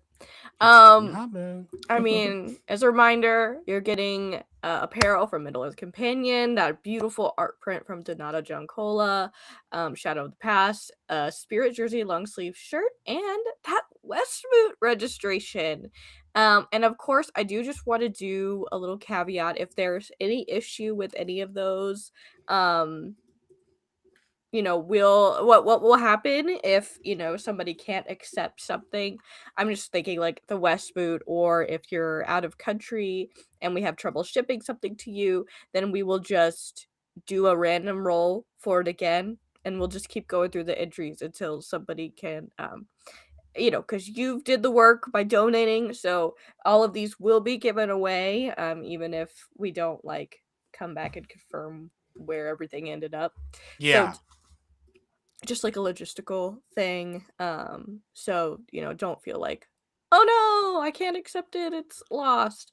We've got entries, baby. So oh yeah. Actually, to that point, some folks are like, hey, I have these things, or hey, this is something that really doesn't float my boat. So we are more than happy to work with you all. Like we say, this is all like for the love. I almost said for the love of the Lord. That's for the love of the bard. Always. There you go. I haven't made love of the bard. For the love of the bard. Oh God, I just realized I have a more complicated thing to do. Bear with me one second. Can I also ask a question? Yeah, please. Wizard Way Chris reached out and does have one of their Elvish calendars that they would like to add to the giveaways. Is that one that we could just stick into one of the bundles? Yeah, give me you don't have to do it right this second. Yeah, give me some time and I will more than happily add that to the list, and then it'll get yeah maybe when someone's reading a long letter or something. Exactly. Let me restart this. So okay, Chris, if you're still in the chat, we're getting it going. And then, oh my gosh, hashtag for the love of the bard. I love it. Thanks, Don. I'm putting it on the screen. Right? There we go. Okay, I just love pushing the buttons. I know, right? Like Riverside is so cool. Shout out Riverside, not a sponsor, just a cool platform. But if you wanted to be sponsored, you know where your money's gonna go. It's true. It's gonna go to this GoFundMe. It's gonna go to this GoFundMe. Exactly. Oh, we haven't shouted it out in at least the last 10 minutes. Right. We also have this really cool auction. So like Andy was mentioning earlier, some of these items are either like one of a kind or just super high value and very special. So we also have an auction site open for a few of those. In fact, one of those pieces from Lehigh Valley, whose videos you have more than likely seen because he goes viral a lot, doing woodworking and complaining about the state of the world or talking about lore of all sorts of nerdy things, Game of Thrones, Lord of the Rings, etc. he will be hopefully able to join us to do a little bit of a showcase of a special lamp that he did, which is just a really beautiful piece, and excited to hear more about his process with that in half hour, right? Yeah, I mean, well, at that one your time. Yeah. Is that a half hour? I'm Yep. sorry. I'm It's operating 12:30. in I'm operating in the past, y'all. As is It's Kelly. Who isn't? I know. right. It's still 11:30 up in here. According to my Spotify, I'm stuck in the 2010s, so like whatever. That's so fair. I That's mean, so fair. My Right? Spotify thinks I'm 72 or whatever, so. Fair. My wife, I think she was over 80. She listened to a lot of Who's she samples. listening to? Good for her. Like all Good for 70s, her. 60s and 70s like soul and funk music. That's her bag. I love Okay. her. Same. And now we also have Zach has joined the stream, which we're so happy to have you. Hi, And Zach. I think the next reading will be from Alan from the Prancing Pony podcast. But before, Nick, while you get ready to cue that up, Zach, I just wanted if you wanted to talk for a second about your donation to this wonderful effort, I think that would be cool, and I can throw more links up into the screen. Sure, yeah. For really quick, do I have like a delay? Because I'm like watching it on Riverside and YouTube, and there was like a slight timing difference. There's just a delay between the live on Riverside, and I think there's like a 10-15 second delay to YouTube. That's not you. That's like by design. Okay, apparently. Cool. You're good. No worries. Cool. So yeah, I just I've been following Tim for like I guess a little over a year, and I just love what he does. Really just like inspired by all of his music, and he's just such a good guy. And I saw what happened, and I just wanted to I work with rare books, so I have like a big personal collection, and then I also sell them, and so I wanted to give a first American edition of the Silmarillion, which here it is. Really cool cover. I will say this cover is cooler than the UK first edition, even though the man himself designed the cover for the UK edition, which I can show you. It looks like so this is the UK first edition cover right in the back. He designed it. It's great, but I actually think this one's way cooler. It's way more dramatic. Even though it's just the mountain pass from The Hobbit, it's so cool. It's so cool. I love it. It rules. It's so awesome. So so this is a true first edition. There's a issue point here where on the list of titles that he published, it says Father Giles of Ham instead of Farmer Giles of Ham. I don't know if you can see that. So that's the issue point we're looking for, and this like broken text over here in the margin. So this is legit. It's a true first printing, first state. And yeah, I mean, this is a collectible piece. They're pretty hard to find in this condition. So bid on it. Yeah, that is available over on the silent auction. I saw someone ask when it's going to close. Not today, not for the foreseeable future, because we might have to add to it. So this is going to be like our way of kind of continuing the fundraiser a little bit. There might be more live streams around it, just in case we get more donations. But please bid if there are some items over there that you like. I think they're all really amazing pieces, and I was so excited to add that one. When Zach offered it as a giveaway, I was like, what if I didn't give it away? I was like, what if I want it, actually. It's super cool. Yeah. Not like that, Nick. It'll go to somebody. Yeah, I think the starting bid's like $40, which is a steal. So go bid on it and get it. Get in while you can. So good. Yeah, for sure. Cool. So I think someone else is reading before me, right? Yes. Yeah. So we have a special. So the Prancing Pony podcast is doing their own moot this weekend. So we did lose a couple people to like the live readings, but Alan is a gem and recorded something beautiful for us. So we are going to pull that up now. Yep. Ready and waiting. Okay. I'm going to share my screen. And I'm going to mute me. Okay, good. That's showing. Hello there, little masters. My name is Alan Sisto. I'm also known as the Man of the West from the Prancing Pony podcast. When the folks over at the Voices of Arda reached out to me to ask if I'd be willing to take part in this special fundraiser, I couldn't say yes quickly enough. As many of you know, the Tolkien fandom is simply the greatest fandom around. I know we'll be proving that today as we do our part to help Tim and his family. I'm genuinely sorry that I couldn't take part in the stream live, but as you're watching this stream now, I'm at the Prancing Pony podcast moot. Thankfully, Voices of Arda were kind enough to allow me to pre-record a reading that I hope will help continue to meet the needs of Tim and his family during this very difficult time. Now, I'll be reading and commenting on the letter from Father Christmas of 1927. And since Father Christmas is about 2,000 years old and Gandalf had been in Middle-earth about 2,000 years before the War of the Ring, you'll forgive me if my Father Christmas sounds a little like our favorite wizard. Father Christmas starts off pleading poverty. My dear people, there seem to get more and more of you every year. I get poorer and poorer. Still, I hope that I've managed to bring you all something you wanted, though not everything you asked for. Now, he's specifically referring to Michael and Christopher here, who are ages 7 and 3 at this time. John, who's 10 by now, is apparently over his belief in Father Christmas, as the old man says, I suppose he is growing too big and won't even hang up his stocking soon.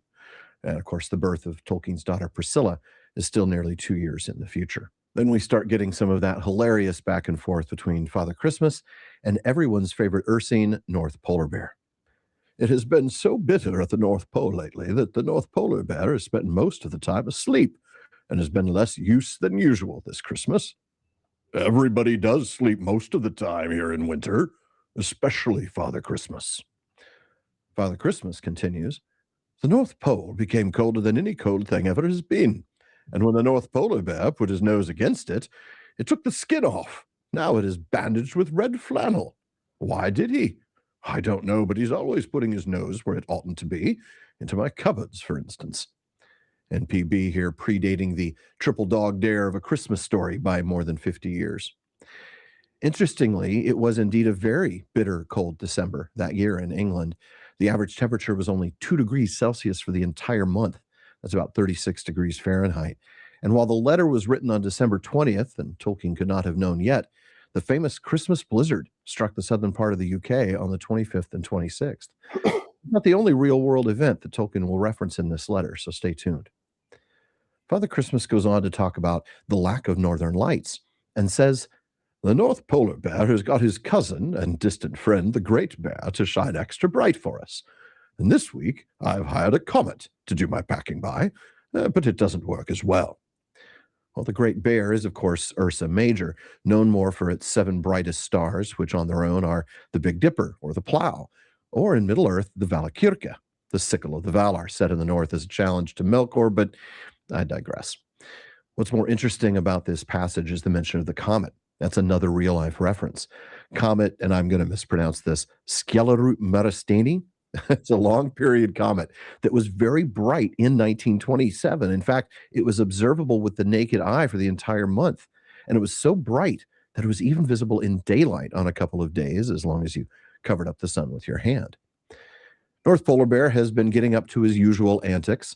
Father Christmas telling us that yesterday, he was snowballing the snowman in the garden and pushed him over the edge of the cliff so that he fell into my sleigh at the bottom and broke lots of things. One of them was himself. I used some of what was left of him to paint my white picture. We shall have to make ourselves a new gardener when we are less busy. North Polar Bear is also busy getting the man in the moon drunk. You see, after he came down from the moon to visit Father Christmas and enjoy some plum pudding, Father Christmas tells us that his fingers were cold as usual, and the North Polar Bear made him play snapdragons to warm them. What in the world is snapdragons, you ask? Good question. It was, or maybe still is, a game in which you fill a large bowl with brandy, toss in raisins, light the brandy on fire, and then try to snatch the raisins out of the bowl and pop them into your mouth. So playing this game, the man in the moon burnt his fingers. Then he licked them, and then he liked the brandy, and then the bear gave him lots more, and he went fast asleep on the sofa. Then I went down into the cellars to make crackers, and he rolled off the sofa, and the wicked bear pushed him underneath and forgot all about him. North Polar Bear jumps in to justify his actions. I have never been expected to look after the man in the moon before. I was very nice to him, and he was very comfy under the sofa. Then Father Christmas writes, suddenly the snowman, he wasn't broken then, rushed in out of the garden next day just after tea time and said the moon was going out. The dragons had come out and were making an awful smoke and smother. We rolled him out and shook him, and he simply whizzed back. But it was ages before he got things quite cleared up. I believe he had to let loose one of his simply terrificalist freezing magics. And yes, that's the word he used, terrificalist freezing magics, before he could drive the dragons back into their holes. And that is why it has got so cold down here. And the polar bear only laughs when I tell him it's his fault, and he curls up on my hearthrug and won't do anything but snore. Another real-life moment is mentioned next. My messengers told me that you have somebody from Iceland staying with you. That's true. In fact, her name shows up at the beginning of the hand-drawn letter. Áslaug was, it seems, a helper with the kids, based on an interview with another Icelandic woman who had lived with the Tolkiens in the 1930s. Back to the letter. That is not so far from where I live, and nearly as cold. People don't hang up stockings there, and I usually pass by in a hurry, though I sometimes pop down and leave a thing or two for the very jolly Christmas trees. He then goes on to talk about his flight route through Norway, Denmark, Germany, Switzerland, then back north over northern France, Belgium, and then England, before flying back over Iceland on his way home when he can see the twinkling lights faint in the valleys under their mountains. But I go by quick, as my reindeer gallop as hard as they can there. They always say they're frightened a volcano or a geyser will go off underneath them. Not an unreasonable concern, it must be said, and I'm not going to try to name any Icelandic volcanoes. He concludes, and so will we. This must be all. I've written you a very long letter this year, as there is nothing to draw but dark and snow and stars. Love to you all, and happiness next year. Your loving Father Christmas. Tim, the PPP community wishes you a speedy and complete recovery, and I hope that my small contribution to this fundraising stream helps bring in some more money, even if it's just to get me off the screen and go on to the next one. Happy holidays to you all. Wowza. The commentary. Right? Beautiful reading. We got like mini PPP dose. If you've never been a fan, please give them a listen. Alan and team just every season make it more and more professional. It's gorgeous. And I actually just wanted to shout out, I've always been a Tolkien fan since before I could read. But it was the PPP in 2020 that got me kicked back into gear with it. Right? It was, I'm not going to be able to go talk to people other than my wife and my dog for a minute here. And I just dove headfirst into season 1, where they do a deep dive into the Silmarillion, and never looked back. It's some of the best Tolkien analysis content that you can find for free on the internet. And I just appreciate Alan, Sean, and the rest of the team so very much, and wanted to give them a special shout out. Yeah, absolutely. Nick, I don't know if you saw my little message on the side, but I think, and chat, correct me if I'm wrong, but it seemed like the version that we were seeing in Riverside is different than the YouTube, in that Alan wasn't the big picture for them. They were seeing me when I checked on YouTube, and I'm like, I was just sitting here listening. So that's not as fun. I mean, you could obviously, everyone could hear him and it sounded perfect, but he was one of the smaller windows, and I don't have a immediate fix in mind. No, I don't either. That's interesting. Thank you for pointing that out, though. But just so you guys know, we saw big ol' Alan. Right. Well, and it's interesting because everybody is commenting about him. Did it change halfway through or anything? I'm not sure. It did when I checked to refresh, but maybe it did for everyone. I mean, y'all could tell me. I'm gonna check. Hold on. Oh yeah, it does look like that. Interesting. Okay. Maybe what we'll do for the next one, Zach, are you able to do your reading live with us? Yeah, sure. Cool. All right. So for the next recording, that's in a couple hours, I think. I'll just change the view so it's the big picture that is being shared and just one speaker, and hopefully that'll fix it. Yeah, we'll see. We'll see. As long as you guys could hear it, that's honestly the most important part. But yeah, definitely. Okay. And then confirmed. He was small. Okay. But do we have more stuff to give away, Nick? Sure do. Oh, real quick, you were big even during Kelly's reading, so something keeps happening. I'm sorry. You loves me. What can I say? I mean, who wouldn't, right? There's this. It's fine. It's fine. I put a lip on. Hey. We'll just make sure that the I'm gonna go away soon, so who knows what'll happen. Fair. I'll just make sure that it stays on the grid. Not to be confused with that other grid. But yeah, that should solve for it a little bit, I think. Okay. So hopefully everyone enjoyed that mini podcast episode. Yeah, I did. Good. Same. Okay. So I think this next bundle is going to be the last one that includes one of Don's contributions of the t-shirts from Spirit Jersey, which are just so cool, and honestly, like, perfect time of year. A long sleeve tee is great for these chilly days. I know it's chilly even for you, Kelly, on the West Coast. Like, barely. Fair. She's like, I feel great. Incredible. Okay, let's. I think you're also getting. Yeah, go ahead. One of these letters from Father Christmas, a return of the Shadow oversized paper bag, which is fun, and a Frodo Funko from Kaya's collection, which I posted that one on Instagram, and I think she did too. Super cute. Very, very cute. Very fun bundle. And not sure if they're on the stream right now, but this is going to be Julia Thompson is the winner of this amazing bundle. Congratulations, Julia. And now how do you get to win a bundle? All you gotta do, donate to the GoFundMe, which everyone's been linking in the chat as well as on your screen here, and then send your donation receipt. It can be a screenshot to voicesofarda@gmail.com, and we will get you added to the list to be randomly selected from. And we still have a bunch of bundles to give away, so you haven't missed your shot. You still have a chance to win. So get those donations in, y'all.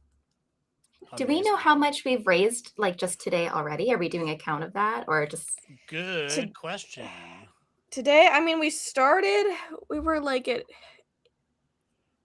We were at like 18. I think we've definitely. I want to say it was a little over 18, but now we're at 19,330. So just today, we've done like at least $1,000. Yeah, awesome. Which is pretty incredible. And a bunch of people last night were throwing stuff in too. It was really nice to see so many people just chiming in, looking at some of the contributions, whether they're in the stream or not. It's cool to see our good friend, the Fantasy Annex, was able to contribute a little bit. A certain beautiful lad named Sam was able to throw in some money. That's so cool. And yeah, this is just such a beautiful, beautiful showing. Oh my gosh. Speaking of beautiful people, we've got the man, the myth, the legend. Do better. Yo. Hey. Hi. How do you get to win a bundle? Whoa. Andy's everywhere. It's true. My bad. That was my bad. I was listening to the watching the stream. You're good. I You're forgot good. No, How's it going, my friend? It's going good. Sorry to infringe on your live stream at the moment. I know I'm 1:00. Yeah. Yeah. We you're following the directions. We told you to come early. Okay, all right. I was about to say I always like to come a little early, make sure everything is everything. Oh, absolutely. Yeah. Oh, yeah. Beautiful, beautiful. I just want to thank you guys so much for putting this together and working so diligently and work, like you guys are busting your ass for everything to be organized and for Tim and his family, man. So thank you so much. You know what I mean? I appreciate you guys very much, as well as everybody does, man. So we appreciate what you're doing. Thank you so much, man. Well, keeping everybody abreast of everything. It's hard because there's a lot of stuff, man. Too much stuff, but I'm not going to say that. That's not right. It's exactly the right amount of stuff. And it's all worth it. We're working out the kinks so we can do this again as seamlessly as ever. Yeah, but I think it's been going pretty dang well. If you have any criticisms, keep them to yourself, please. We are only accepting compliments at this time. Okay? And always. Yeah, period. Don't get it twisted. I only accept compliments. It's Christmas, damn it. Oh, man. Yeah, great. Oh, thanks, everybody. Well, I think that brings us to Zach's reading. Yeah. Cool. I don't know how I'm going to follow Alan. That was insane. That was so cool. The voices, you probably won't get that from me, but honestly, amazing. Everybody's reading is different. So and they've all been amazing. I say you ain't getting no voices from me. Well, I was going to read from this 1976 first edition, but it turns out I'm going to have to do some research on this. It looks like they must have found some drafts after publishing this because these letters are abridged. So I'm going to read from my reader copy, which is the full thing. That's crazy. Yeah, there's also a couple of 1931 letters. So if anybody else wants to jump in and read some, you're welcome to, or I'll read the whole thing. I don't care. So yeah. Should I just start? Find them. Yeah, go for it. Take it away. Cool. So we start off with this great picture of Father Christmas that Tolkien drew. And it says, "This is my latest portrait. Father Christmas packing in 1931. Love to you all, your loving Father Nicholas Christmas." Cliff House, October 31st, Halloween Day, 1931. Dear children, already I have got some letters from you. You are getting busy early. I have not begun to think about Christmas yet. It has been very warm in the north this year, and there has been very little snow so far. We are just getting in our Christmas firewood. This is just to say, my messengers will be coming round regularly now winter has begun. We shall be having a bonfire tomorrow, and I shall like to hear from some of you. Sunday and Wednesday evenings are the best times to post to me. The polar bear is quite well and fairly good, though you never know what he will do when Christmas rush begins. Send my love to John, your loving Father Nicholas Christmas. And then a note from Polar Bear. Glad Father Christmas has waked up. He slept nearly all this hot summer. I wish we could have snow. My coat is quite yellow. Love, Polar Bear. And then we get another letter that year closer to Christmas, December 23rd, 1931. My dear children, I hope you will like the little things I have sent you. You seem to be most interested in railways just now, so I am sending you mostly things of that sort. I send much love as ever, in fact, more. We have both, the old polar bear and I, enjoyed having so many nice letters from you and your pets. If you think we have not read them, you are wrong. But if you find that not many of the things you have asked for have come, and not perhaps quite as many as sometimes, remember that this Christmas all over the world there are a terrible number of poor and starving people. I, and also my green brother, have had to do some collecting of food and clothes, and toys too, for the children whose fathers and mothers and friends cannot give them anything, sometimes not even dinner. I know yours won't forget you. So, my dears, I hope you will be happy this Christmas and not quarrel, and we'll have some good games with your railway all together.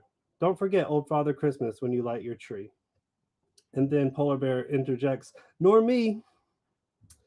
It has gone on being warm up here, as I told you. Not what you would call warm, but warm for the North Pole, with very little snow. The North Polar Bear, if you know who I mean, has been lazy and sleepy as a result, and very slow over packing, or any job except eating. He has enjoyed sampling and tasting the food parcels this year to see if they were fresh and good, he said. Then Polar Bear says, somebody has to, and I found stones in some of the currants. But this is not the worst. I should hardly feel it was Christmas if he didn't do something ridiculous. You will never guess what he did this time. I sent him down into one of my cellars, the cracker hole, as we call it, where I keep thousands of boxes of crackers. You would like to see them, rows upon rows, all with their lids off to show the kinds of colors. Well, I wanted 20 boxes and was busy sorting soldiers and farm things, so I sent him. And he was so lazy he took two snowboys who aren't even allowed down there to help him. They started pulling crackers out of boxes, and he tried to box them, the boy's ears, I mean, and they dodged, and he fell over and let his candle fall right poof into the firework crackers and boxes of sparklers. I could hear the noise and smell the smell in the hall, and when I rushed down, I saw nothing but smoke and fizzing stars. An old polar bear was rolling over on the floor with sparks sizzling his coat. He has quite a bear patch burnt on his back. Polar bear, it looked fine. That's where Father Christmas spilled the gravy on my back at dinner. The snowboys roared with laughter and then ran away. They said it was a splendid sight, but they won't come to my party on St. Stephen's Day. They have had more than their share already. Two of Polar Bear's nephews have been staying here for some time, Paksu and Vokotuka, fat and white hair, they say it means. They are fat-tummied polar cubs and are very funny boxing one another and rolling about. But another time I shall have them on Boxing Day, and not just at packing time. I fell over them 14 times a day last week. And Valkatuka swallowed a ball of red string, thinking it was cake, and he got it all wound up inside and had a tangled cough. He couldn't sleep at night, but I thought it rather served him right for putting holly in my bed. It was the same cub that poured all the black ink yesterday into the fire to make night. It did, and a very smelly, smoky one. We lost Paxu all last Wednesday and found him on Thursday morning asleep in a cupboard in the kitchen. He had eaten 2 whole puddings raw. They seemed to be growing up just like their uncle. Then a note from Polar Bear, that's not fair. Goodbye now. I shall soon be off to my travels once more. You need not believe any pictures you see of me in airplanes or motors. I cannot drive one and I don't want to. And they are too slow anyway, not to mention the smell. They can't compare with my own reindeer, which I train myself. They are all very well this year, and I expect my posts will be in very good time. I've got some new young ones this Christmas from Lapland, a great place for wizards, but these are wizards. Bad, says Polar Bear. One day I will send you a picture of my deer stables and harness houses. I am expecting that John, although he is now over 14, will hang up his stocking this last time. But I don't forget people even when they are past stocking age, not until they forget me. So I send love to you all, and especially little PM, who is beginning her stocking days, and I hope they will be happy. Your loving Father Christmas. P.S. This is all drawn by North Polar Bear. Don't you think he is getting better? But the green ink is mine, and he didn't ask for it. I'm going to get the handwritten note here.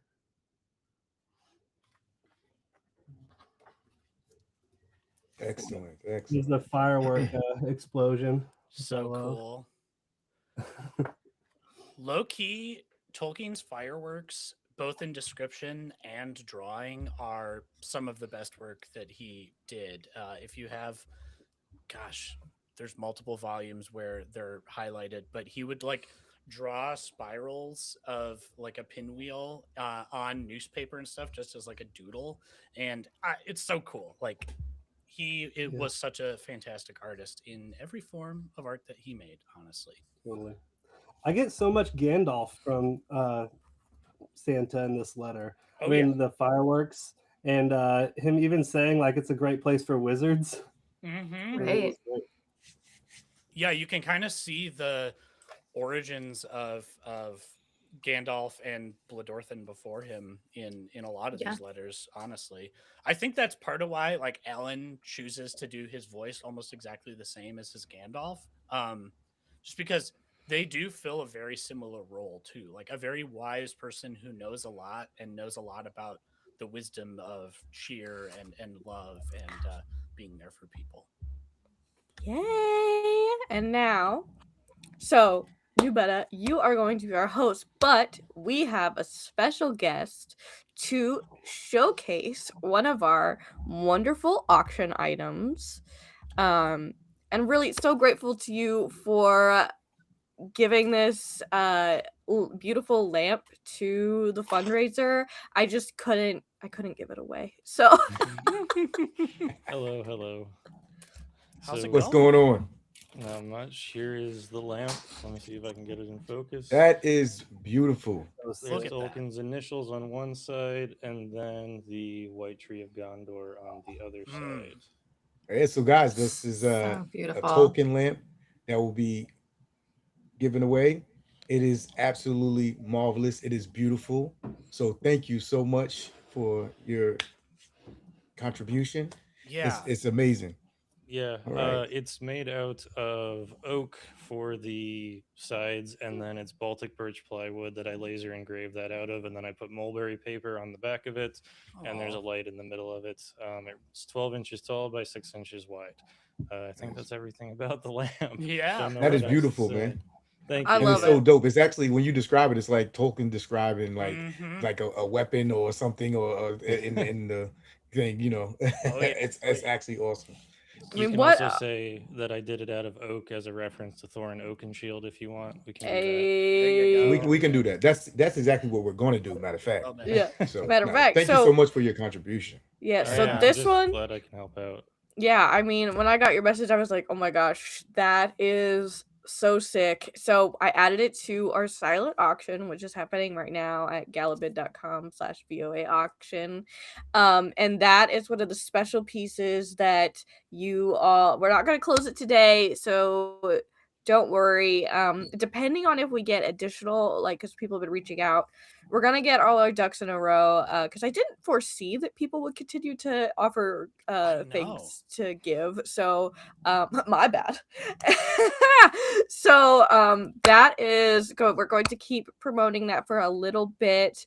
But get your bids in because we don't know what's gonna happen.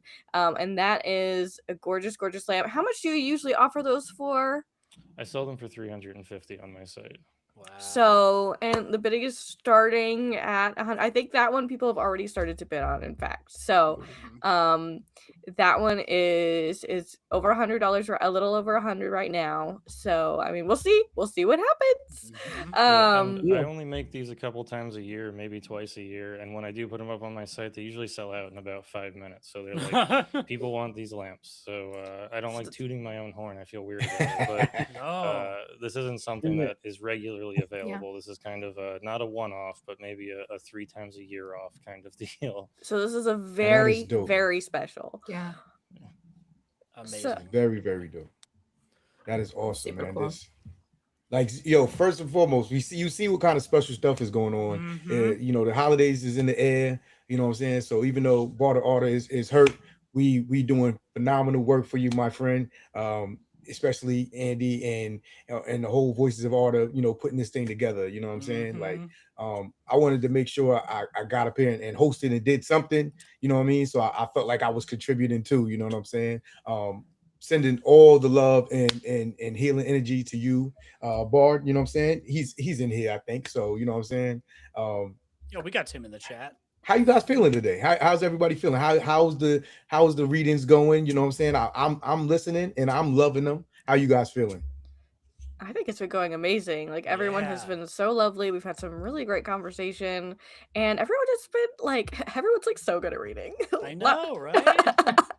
Not like we haven't had You guys doing practice. Everybody's doing a phenomenal job. It's just an honor and pleasure to be up here. First of all, I really like your shirt, my man, right there. I like your shirt right there. Zach? Oh yeah. Fire. Shout out Shout Isolation, out man. Isolation Man. Yeah. That is dope, man. I got So the shout out long to sleeve them. one. I almost wore it, but I got the Treebeard one too. It's my favorite. gorgeous. So I'd like to complicate things a little bit. Please. I'd like to see if possibly Andy and Tim could do me a favor. So I wanted to donate something. I'm going to donate some classes. This is So that's already in the thing. I'm not sure who even wants to attend, who might care to attend, but I'd like to offer it. So if there's anybody in the chat, I don't know if you could do the raise your hand symbol, and maybe Tim or Andy can watch out. I'm gonna try to do like 10 people who have donated in the chat. Just raise your hand, and then maybe we can put that to the side. And then I'm doing 2 classes starting the week after Christmas. I'm going to be doing the Silmarillion class, and I'm going to be doing a class on the second age. If you guys would like to attend the class, which is usually $50 per person, don't worry about it. Literally, just whatever you donated to Tim's GoFundMe covers it. So just if you go donate it, just raise your hand in the chat and say, "Hey, I want to attend one of those classes," and they'll just mark it down, and then they'll probably say, okay, they'll shoot me the name, the email, or whatever the case may have you, and we'll figure it out from there. And I'll send you the information for the class, and you can join the class. As long as you donate it to Tim's GoFundMe, and we try to get his family and him correct. I would love to have you guys, you know what I'm saying? So that's something I can contribute with my knowledge there. I also, in my duties as a Lord of the Rings content creator, I get sent a great many things. They say, "Hey, would you read this? Would you do this? Would you do that?" And I'm very proud to have that to be a thing that happens to me. I get a great many things. I got a book.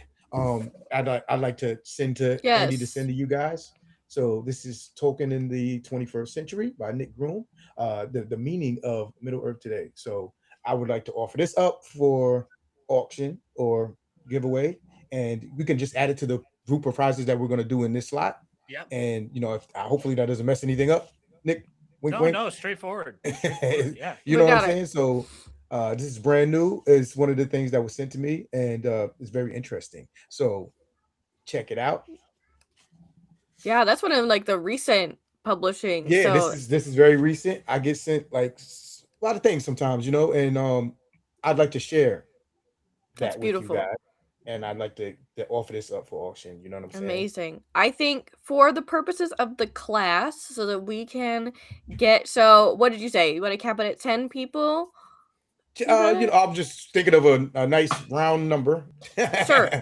Yeah, well, I'm just thinking, like, if you email the first 10, because so we can timestamp it, the first 10 or so people who, like, you've already sent us your donation, just respond to that email again at voicesofarda@gmail.com. And just send your email so I know how to contact you. Yes, so just send that to Voices of Arda, and we will get you signed up. And so this way we know for sure, and we have a way to get you into the class. So just shoot over a message to voicesofarda@gmail.com, and we will get you signed up for New Meadows class. If you'd like to participate. Right. Not saying you might know more than me. in your what a claim. In your email, when you send that confirmation of donation, just please mention that you want to be signed up for the class. That way we can and we'll get you signed up. Y'all. Yeah, exactly. Awesome. Yeah, so we'll do like first 10 or have you. So you know what I'm saying? Get them in. You're still welcome to you're still welcome to join the class. Anyway, you can do a donation and everything like that, but trying to make it special, Yes, if you have donated, let us know that you want to join the class, and we'll get you signed up. Just get them in quick before somebody steals your spot. Yep. Yeah, we're gonna do that. We're gonna do that, and then I have to have a cutoff point because I gotta get some reciprocation for. Oh yeah, 100%. But so this, we'll try to do 10. We've already had some people sign up, so we're good. They donated, They sent me the confirmation, so they're already good to go. Already messaged them. So this is the 10 extra people to do it, and then I hope you guys will enjoy it. You can pick whatever class you want.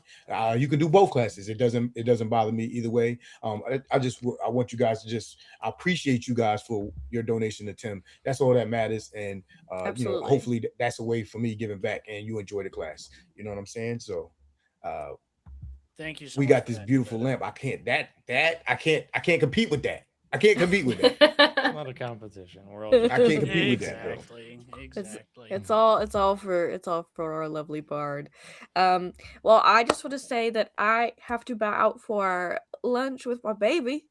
Because it's noon here, but I thank you guys so much for donating, so much for attending. Please keep those donations coming so you can get entered into to win prizes. So keep getting your bids in so you can get some amazing exclusive items that you may not ever get to buy ever again. Right. Due to budget or other restrictions. I don't know your life, but so keep donating, keep watching. These are some of my favorite people on earth reading today. So kisses, love, love, love, and I will see you guys later. All right, see you. Bye, bye, bye. Get a baby a hug. I will. And I'll be like, this is from Willie. It's not from. It's not from. So I will head out, and thanks again, everybody. Thanks, Andy. Bye. Bye. See you later. All right. So The with that, first- I can, yeah, go ahead. I can also bow out because my reading is all done and I have to eat breakfast still. Oh All yeah. right. I'm If pretty bad at eating. Same. I have my bowl of cereal that's been out for like 3 hours now. Just like Some eating soggy cereal. Oh yeah.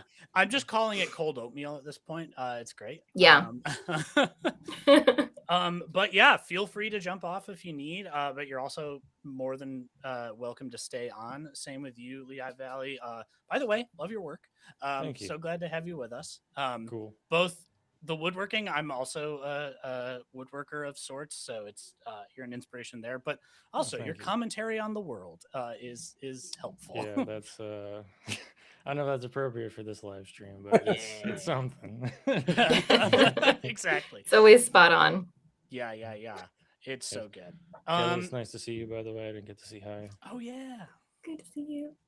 Good to see everybody. It's been so cool. I know it's been a while. Always haven't down seen to you do in a while. more of this stuff. So, and very, very happy to hop on and do what I can for Tim. So 100%.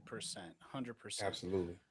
So Nick, let me know when you would like me to do my reading the time. Yeah. I was just gonna give a quick donation update and then do one more drop of the links and stuff, and then you can take it away. We've got $19,580 so far. So keep those coming. The current goal is 22K, but that's going to keep going up as we get more and more. So please, anything that you can donate helps. And truly, you will have a chance to win any of this stuff until the end of today's stream. If I'm ever a little distracted, it's because I'm putting people into a spreadsheet to randomize y'all to make sure we can get some good drawings for folks. So yeah, keep chiming in, and the next 10 who ask for it will be given a seat in Nubeta Dubeta's Tolkien classes that are starting in the new year. So that's going to be so cool. All right. All right, man. Right, Feel free to take it away. All right. So I'm going to be doing a reading, and mine is from 1926, if I'm not mistaken. 1926, and this is to the Cliff House. My dear boys, I am more shaky than usual this year. The North Polar Bear's fault. It was the biggest bang in the world and the most monstrous firework that ever has been. It turned the North Pole black and shook all the stars out of place, broke the moon into four, and the man in it fell into my back garden. He ate quite a lot of my Christmas chocolates before he said he felt better and climbed back to mend it and get the stars tidy. So quite a lot is going on as we start this letter here, messing around with the North Polar Bear. Then I found out that the reindeer had broken loose. They were running all over the country, breaking reins and ropes and tossing presents up in the air. They were all packed up to start. You see, yes, it has only happened this morning. It was a sleigh load of chocolate things, which I always send to England early. I hope yours are not badly damaged. I love the tone of this so far. Like it's funny. Like he's just telling us this story, just off the cuff. Like it's really interesting. So, but isn't the North Polar Bear silly? And he isn't a bit sorry. Of course he did it. You remember I had to move last year because of him. The tap for turning on the Rory Borealis. That's fun, and that's funny how it's because it's Rory Borealis. It's Aurora Borealis. I love to play there on the words. It's still in the cellar of my old house. The North Polar Bear knew he must never touch it. Only let it off on special days like Christmas. He says he thought it was cut off since we moved.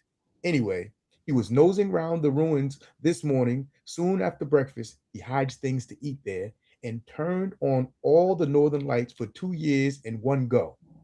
You have never heard or seen anything like it.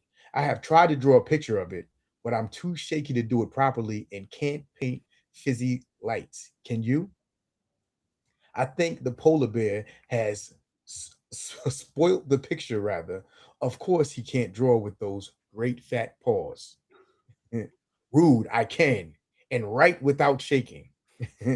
By going and putting a bit of his own about me chasing the reindeer and him laughing, he did laugh too. So did I when I saw him trying to draw a reindeer and inkling his nice white paws.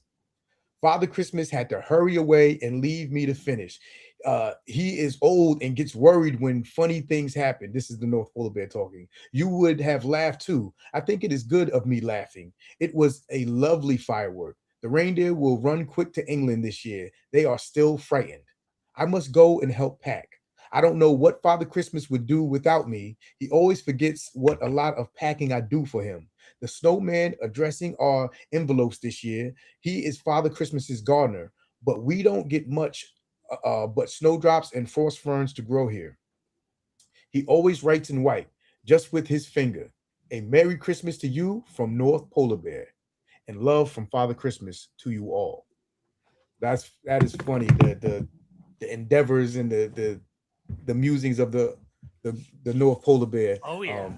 So it's just fun. It's something fun for the kids and family to read, just to uplift the spirits and bring joy.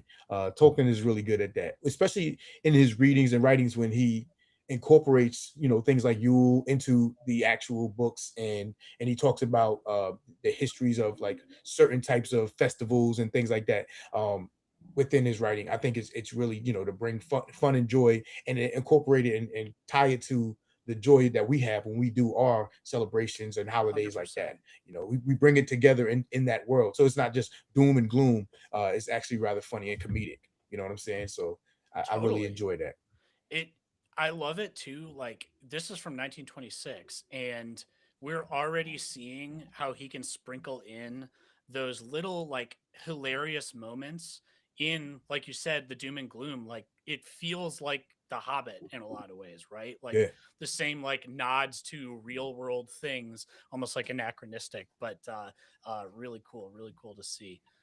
Yeah, Awesome. Yeah. we could see a tie there too with Mary and Pippin with 100%. with the firework there and the polar bear doing it, and so even then it was a tie and it's a connection there, and I think of them lighting off the firework that Gandalf had when he runs about and lights off the Northern Lights. So I thought that was really dope, and having the Northern Lights be a firework display is really cool and really thoughtful of him. It's very similar to him explaining away the game of golf, and how it got Right? started. Golf in Bull's head. So it's an explanation for real world things with it being something, and tying it to the North Pole and the North Polar Bear doing that is awesome. So I really enjoyed that reading there. So Same. Andy picked that one out for me, and I appreciate and treasure that. You know what I'm saying? Yeah, She's good at that. one of the things I really love about Tolkien is that he was a philologist, so he had that love of uh, mythology and folklore and all of that, but he was ardently Roman Catholic. And there was always like this interesting line in his work. He writes in the letter in the beginning of the Silmarillion how he struggled with like making his faith coincide with like the legendarium that he was writing. And so you have all of these deep ties to like Yule and Norse mythology and all of this Mhm. stuff, but at the same time, he does this in a way to not blaspheme his own Roman Catholicism. And it's such an interesting line he walks, like particularly when you have things like the Valar, right? Where like you would look at these things and you would think this is a pantheon of gods. But no, like that's not Tolkien's like imagination of it. Like he referred to them more as like angels to sort of Mhm. like make it make sense within the confines of his own personal beliefs throughout his life. I always find it really interesting how you see the nerd in Tolkien who really loves mythology just going to town, and then the Roman Catholic in him kind of reining it back and being like, okay, we're having a little bit too much fun here. Let's get back to church with this one a little bit. Right, right. Yeah. No, I it's think so good. Saint Nicholas is like perfect for that because he's Yeah. got all this like northern Germanic Scandinavian influence, and then he's also a Roman Catholic saint, you know, so he's like right in the middle there, like sweet spot of mythology and religion. It's Yeah, it great. hits Tolkien right in the spot where it's like, ooh, this is some really good stuff because I can go full nerd with like all of the stuff that I want to do, but I'm not going to be blaspheming it. Like it's interesting because Tolkien, like in the time that he was around in like the 30s and 40s and 50s and things like that, it was such a different cultural landscape than what we have today. I always like wonder like what a person like Tolkien would be like today, like given all of his proclivities for the mythology and the nerdiness, but like his starch for like Roman Catholicism, like in a world with social media, what would a guy like Tolkien look like who wants to go into all of that kind of stuff, but still has this sort of like rigid adherence to a religion and things like that? I don't know. It's always just been like an interesting sort of binary for me between the nerd Tolkien and the hardcore Roman Catholic Tolkien. One of the Totally. things that I liked about Tolkien was his ability to grow with the times and what's going on with in the moment, and I think he would have grown with the world and with with the religion and what's happening and his beliefs and how they moved as he went forward and what's happening in the world and social politically and everything. So I think that would have been an interesting sight to see how he would have handled his writings and would incorporated this, would he have incorporated that. I love his incorporation of these letters and being from Father Christmas, being that it's one of the things in it's one of the the beings that so many cultures have just put their own little sprinkle in. So he can use it, and then Americans, we're still going to know, hey, this that's basically Santa. This is we Mhm. this is from Europe, but we still rocking with this. And because he did that a lot, even in his writings, he has influences from Africa, which a lot of people don't even realize. A lot of his influences from Africa, a lot of his influences are from, obviously, of course, Europe. And what I'm saying, and so many different cultures there, not just Norse, but you know, uh, it's amazing the different mythologies he pulls from. So this one being coming from so many different versions of the same character, and he could just say, hey, this is Father Christmas, all of you enjoy this and and laugh and have a good time. And I'm sending out these letters. Yeah, he I like think it's talks amazing. about that pretty explicitly and on fairy stories when he's talking about, he refers to it as the soup of story, when he's talking Yeah. about how like Yeah. there's a soup that we've been making since the beginning of time basically, and he just goes along and he pulls out an ingredient or two, and so like that's how you get these different variations almost of these original characters and how they evolve through time. And I always found that really interesting too, because when Tolkien was writing, like when you have the Silmarillion and you have Sauron who's like turning into like Dracula, basically there's werewolves and there's vampires. Like at Tolkien's time of writing this, his soup of story had a different cultural perception of what these things were, what werewolves were, what Dracula was, what like all these Yeah. horror elements are. And so now Mhm. reading it in 2025, our soup of story has different, herbs and spices and flavors that have changed over the course of time. And so when we read it now, we have a different conceptualization of like what those story elements are than when Tolkien was writing in 1930. And he like sort of addressed all of this in On Fairy Stories when he talked about that idea of just like the soup of story. And I think he talked about that one story about the queen. I can't remember it exactly, but how it just evolved over time. And he sort of just like steps in and becomes the chef for a minute, and we get to Mhm. sort of enjoy his variation of the soup. And now years Yeah. later, the soup has changed to our different cultural milieu. It's just Yeah. very interesting. And he set Oh yeah. standards in a lot of ways too. Like he Oh pulled yeah. from Kelly would have been a good person to have for this conversation, where we were talking when she was on the Voices of Art podcast with us, and she was telling us, and enlightening so many folks of how he pulled his goblins from a version of goblin that he enjoyed, and he's like, this I think should be more the archetype of what a goblin should be. And and then when he put his goblin forth, it became like the standard of like orc goblin type thing, that so many people in fantasy follow, and it's interesting. And then we can have, trolls are so different in so many stories. Think about the troll from Billy Goat's Gruff.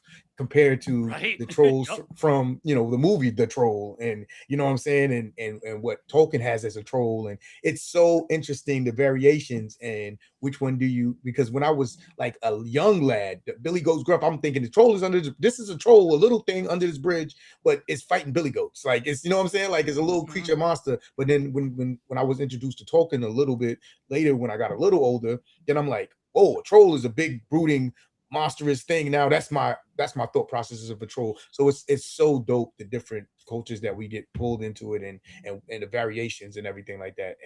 And I, like I said, I love the incorporation of the myth of how this got started, or what this is, as far as like the Aurora Borealis, and his play on words with it, and what he calls it. I love that. Just like I love the golf thing. So I really love how he does that, and that's really thoughtful. And I think that Yeah, is really I cool. always I always found it kind of funny in The Hobbit when you run into the trolls, because like I've been reading the Tolkien sort of Lord of the Rings legendarium in order with a group of people, and so we read the Silmarillion and then we went right on to the Hobbit.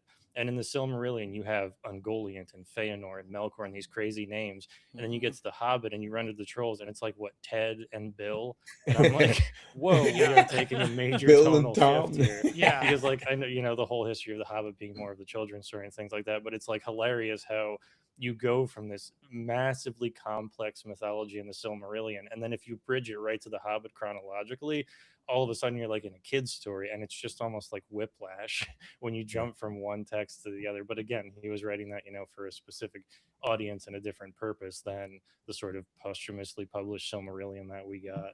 Yeah, it's interesting. But in that same vein, when we get like to a character like Gimli, I think Gimli ties it the best back to the Hobbit, with how he is, and he's serious at times and everything, but then he still has comedic aspects with him, not the film Gimli, but in the book. But he's lover and in a deep lover of the lore. When you get into the more serious part of the Hobbit, is more the later part. When they get to the mountain, is more serious, where in the beginning it's kind of like slapstick a little bit. And when they encounter the trolls, it's a joke. There's a talking wallet. It's crazy. It's wild. But when we get into later, we get into the history of the dwarves, their deep love, their feeling. It's crazy. So we get all that. That's one of the reasons The Hobbit is my overall favorite book. We get all of those things in it, and so it kind of crescendos into the realness that later becomes the Lord of the Rings and the Silmarillion. So at first, like the first half of The Hobbit, I would never, I would be like, this doesn't tie. But then when you get into the series of the Battle of the Five Armies, and the feelings of the dwarves, their feelings toward the elves, the politics between the three, the men, the elves, and the dwarves, and that whole situation, and how serious it is. It wakes you up a little bit. It's like, oh, this is dead serious, and there's really consequences to this adventure. It's not just, oh, we're going to get this and that's going to be just that. Like there's real world consequences to it. And then I think that crescendos nicely into uh you know the Lord of the Rings and the Silmarillion. So Yeah, I I don't think it know works out. if Tolkien ever explicitly said in his life that he wrote it that way, but I always viewed The Hobbit like that, in the lens of being like, as a kid's story, when you start the story out, you welcome kids in with folly and like the joy of it all. And then as your characters evolve and change and things get more serious, the story itself gets more serious and kind of lets kids know like, hey, we're kind of growing up through this story. Like Bilbo started out and he was just kind of this naive hobbit in the Shire, and now he's growing as a character, and our story is growing with Bilbo, and it's getting a little bit more serious and things are getting a little bit more scary. And so now, as we get to the end of The Hobbit and things are more like, we're in a more serious story, our characters have changed, and it sort of like helps kids grow as they read the novel. It's like, we started in folly and now you guys are learning about character change and the seriousness of what's going on, and that's how we end The Hobbit. Yeah, and that friendship rings true. Sorry, Oh, go ahead, Jack. C.S. Lewis has a great line of he's writing to a girl named Lucy that he wrote The Lion, the Witch, and the Wardrobe for, and he says, by the time this is published, you'll probably be too old for fairy stories, but one day you'll be old enough to read them again.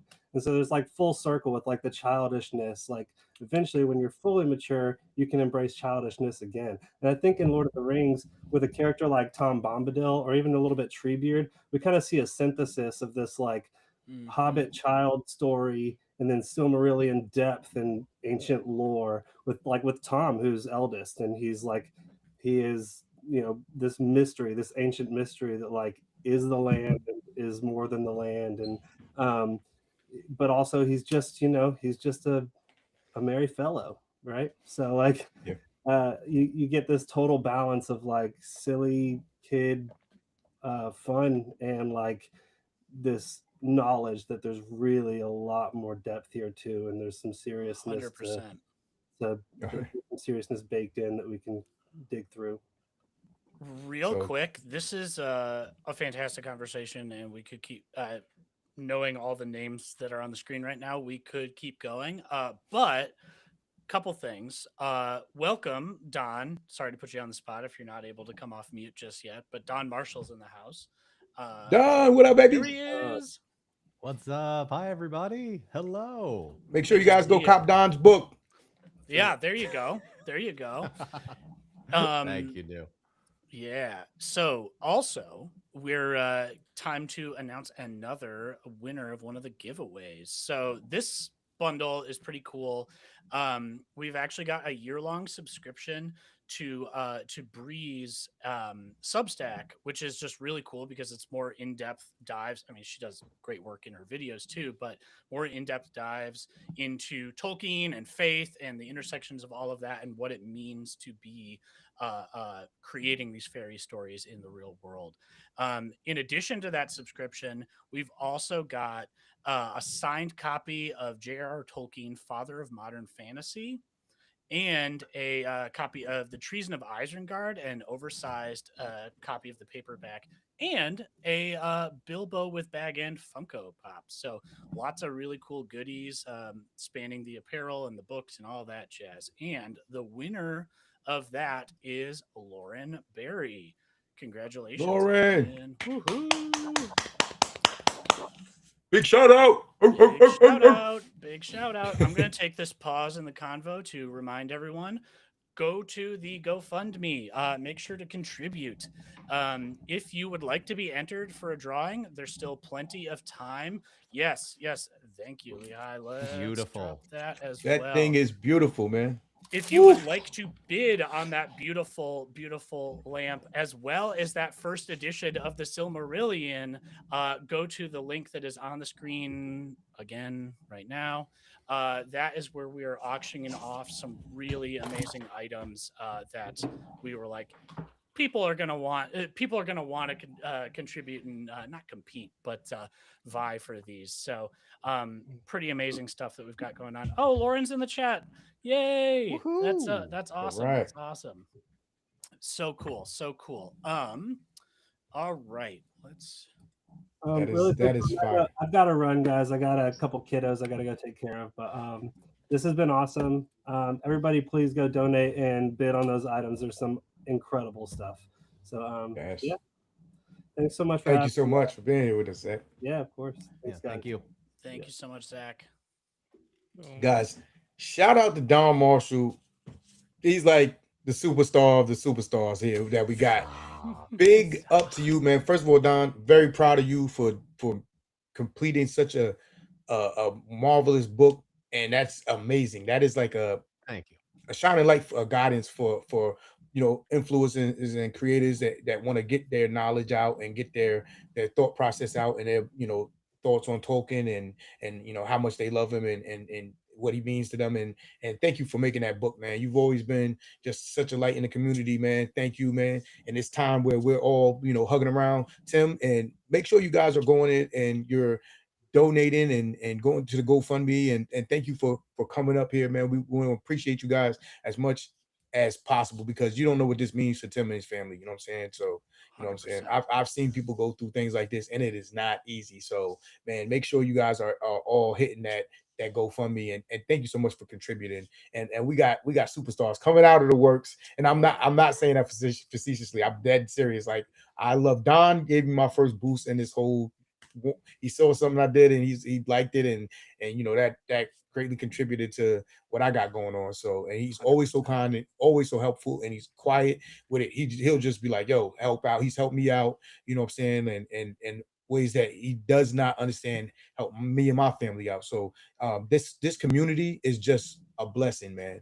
Everybody's tries to be here and there for for everyone else, and it's so dope being a part of this, man. So thank you guys for joining and being a part of this. It is amazing, you know what I'm saying? So we got the people in the chat going crazy over here, man. yeah. Shout out to Lauren for winning those wonderful prizes, and you win Don's book, which is like it's so dope. Just think about, you know what I'm saying, the Thank time you. he took to make that and get his thoughts out there and the process and everything like that. And now it's yours. It's all yours. It's all You know what I'm saying? I'm so pale under these lights, but I'm already blushing, dude. Thank you. That's very kind of you. I love Nah, it. man, it's facts, man. You know what I'm saying? It's Yeah, facts. You know what I'm thank saying? you. Thank you. And Do we got the beautiful do we want to lamp. do a reading? Is this Yeah, did we yeah. have one So planned? real quick before we have you jump in, I've got a pre-recorded one from our dear end of bag Mila. Wasn't able to join us live today, but we've got a quick one from her, so we'll play that.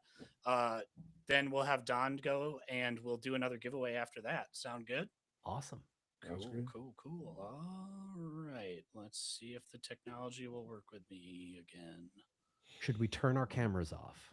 That would be helpful on the off chance that people once again can't see the video streaming again. Yep, no And worries. if you wouldn't mind, go ahead and mute too, just so that we're not getting the sound interrupted. Done.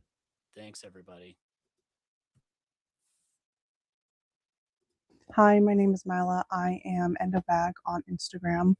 And sorry I couldn't be there for the live to do my reading, but definitely wanted to send in my letter. I'll be doing letter 1936. But before I get into that, just a quick hello to everyone here. So honored to be in this group and just sending a lot of love to Tim and his family, wishing him a smooth recovery, wishing him a lot of rest, wishing his family a lot of rest, and just wishing the best for them, honestly. Okay, so letter 1936, there's 3 characters in this. I can't do funny voices, so they're just all gonna sound like me. And this is the edition I'm reading from. Cliff House, North Pole, Wednesday, December 23rd, 1936. My dear children, I am sorry I cannot send you a long letter to thank you for yours, but I am sending you a picture which will explain a good deal. It is a good thing your change lists arrived before these awful events, or I could not have done anything about it. I do hope you will like what I am bringing and will forgive any mistakes, and I hope nothing will still be wet. I am still so shaking and upset. I am getting one of my elves to write a bit more about things. I send very much love to you all. Okay, that was Father Christmas, by the way. And then next is the elf. Just imagine I'm doing like a funny elf voice. I don't. Father Christmas says you will want to hear some news. Polar Bear has been quite good, or had been, although he has been rather tired. So has Father Christmas. I think the Christmas business is getting rather too much for them. It's my cat, Gimli. So a lot of us red and green elves have gone to live permanently at Cliff House and be trained in the packing business. It was Polar Bear's idea. He also invented the number system so that every child that Father Christmas deals with has a number, and we elves learn them all by heart and all the addresses. That saves a lot of writing. So many children have the same name that every package used to have the address as well. Polar Bear said, I'm going to have a record year and help Father Christmas to get so forward we can have some fun ourselves on Christmas Day. We all worked hard, and you will be surprised to hear that every single parcel was packed and numbered by Saturday, December 19th. Then Polar Bear said, I am tired out. I'm going to have a hot bath and go to bed early. Well, you can guess what happened. Father Christmas was taking a last look round in the English delivery room about 10 o'clock when water poured through the ceiling and swamped everything. It was soon 6 inches deep on the floor. Polar Bear had simply got into the bath with both taps running and gone fast asleep with one hind paw on the overflow. He had been asleep 2 hours when we woke him. Father Christmas was really angry, but Polar Bear only said, I did have a jolly dream. I dreamt I was diving off a melting iceberg and chasing seals. He said later when he saw the damage, well, there is one thing. Those children at North Pole Road, Oxford, he always says that, may lose some of their presents, but they will have a letter worth hearing this year. They can see a joke even if none of you can. That made Father Christmas angrier, and Polar Bear said, well, draw a picture of it and ask them if it's funny or not. So Father Christmas has, but he has begun to think it funny, although very annoying himself. Now we have cleared up the mess and got the English presents repacked again. Just in time. We are all rather tired, so please excuse scrawly writing. Yours, Ilbereth, Secretary to Father Christmas. And this next little bit is by the Polar Bear. It says, very sorry, been busy. Spelled B-I-Z-Y, by the way. Can't find that alphabet. We'll look after Christmas and post it. Yours, Polar Bear. I have found it. I send you a copy. You needn't fill in black parts if you don't want to. It takes rather long to write, but I think it is rather clever. That's the drawing, by the way. I don't know if you can... I can't see the camera, so... Yeah, that's it. Okay, continuing the polar bear. Still busy. Father Christmas says I can't have a bath till next year. Love to you both because you see jokes, polar bear. I got into hot water, didn't I? Haha. By the way, the way polar bear spells things, hilarious. This is the polar bear's letter, and this is the alphabet. Again, I can't see the camera, so I don't know if I'm showing it correctly. Again, sorry I couldn't be there for the live. Honestly, just honored to be in this group. Everyone here is amazing. And to be gathered here together in support of Tim, one of our own, is inspiring. That's Gimli again. Okay, I should go. Thanks for having me, and happy holidays, everyone. Well, That was great. I know we could hear her. So annoying about the screen share thing not working. Trying Riverside works 99% of the time, and then the actual other 1% is just something. Whatever you're trying to, you know. Yep. The sound is great. The video is great. For whatever reason, watching a shared screen, it just wants us to see a giant screen of Don's first initial. Yeah. It's not terribly interesting. My apologies. D, that's awesome. It's probably my fourth favorite letter. All right, guys, I'm going to pass over A number 1. I'm going to pass over my hosting duties to Don. I got to get going. I got to take my son somewhere, but I'll be watching the live, guys. I want to thank you again so much for what you guys are doing. Appreciate you guys allowing me to be a part of it and to donate. And if you guys, like I said, if you guys want to join the classes, just donate to Bard of Artists Fund and email, where you sent the donate, just like you send the voice art email and let us know, hey, I want to be a part of the class, and just like have your email there. You guys will be all good to go. Appreciate you so much. Don, do your thing. As always, we love you. Tim, this is all for you, buddy. We love you. Get well soon. You know what I'm saying? Don't get well too soon, because we don't want you to hurt yourself. We know you want to try to move around and do too much. Let yourself heal up. We got you. Everybody's got you. Look at all this love. You know what I'm saying? And shout out to your kids and shout out to your wife. Thank you so much for being you. You fill us with so much joy. Merry Christmas, happy holidays. And this is going to keep going because we love you, man. Thank you guys so much. Appreciate you. Thank you so much for your beautiful lamp. That shit is fire, bro. That is amazing. That is fire. Like, keep doing your thing. Appreciate you, Don. Your book. Got many blessings to you. Yo, thank you for putting this together, Nick, Andy. Love you. Love the baby. I'll see you guys later. I'll be watching. Take care. Thanks so much, New. Thank you, Neil. Guys. Much love. Peace. Awesome. Kai is here. What up, Kai? What's up, nerds? Hey. Right when you're leaving. I know, Right I'm as leaving, you're right? leaving. Sabotage. Hi, I'm here to replace you. All right, that's Corporal all right. Well, sent me. passing that over. Don's like, what do you mean hosting duties? Hey, I'm ready, man. I'm ready. I can do it, I guess. Shout out to Kaya, man. I'll see you guys later. I got to get going, but I'll talk to you guys later. All right, take it easy, man. Much Thanks, love. New. Peace. Bye. So Don, you ready to read your letter? Yeah, give me 15 seconds to send this out to Threads, because I figure we could get some more folks in here to help donate. And get start. Max, when did you show up? I closed the Literally tab for just like now. 10 seconds. What? This is incredible. Yo. Hi, guys. What's going on, dude? Oh, hanging out. This is like enjoying cool the as day. a woodworker. How's who's everybody? Not fully in the Tolkien community. I feel like I'm just like stream camping here, watching all you guys show up. Nah, it's cool, man. We've got No, we've got several viral What's up? creators in the chat right now. You know what I'm saying? So this is great. This is awesome. What kind of disease? Speaking do you of have? speaking of not a part of the Tolkien community, hang on. My kid wants to say hi really quick. Please. Hi, I got my own phone. Nice. Hey. That's It's a awesome. practice. It's a practice phone. It is not a real phone. There you go. Okay. Incredible. All right. Should I just go ahead and get started with mine then? Please do. All right. So this is from December 22nd, 1941. I picked this one specifically because of World War II and just the way that things are going on in our world right now, and all of the things that were going on when he was writing this letter at the time felt sort of thematically appropriate, especially given the first paragraph. It's also I'm apologize. I don't have any of the gorgeous illustrations. I'm reading this off of an iPad in front of a bunch of lights. So we'll start here.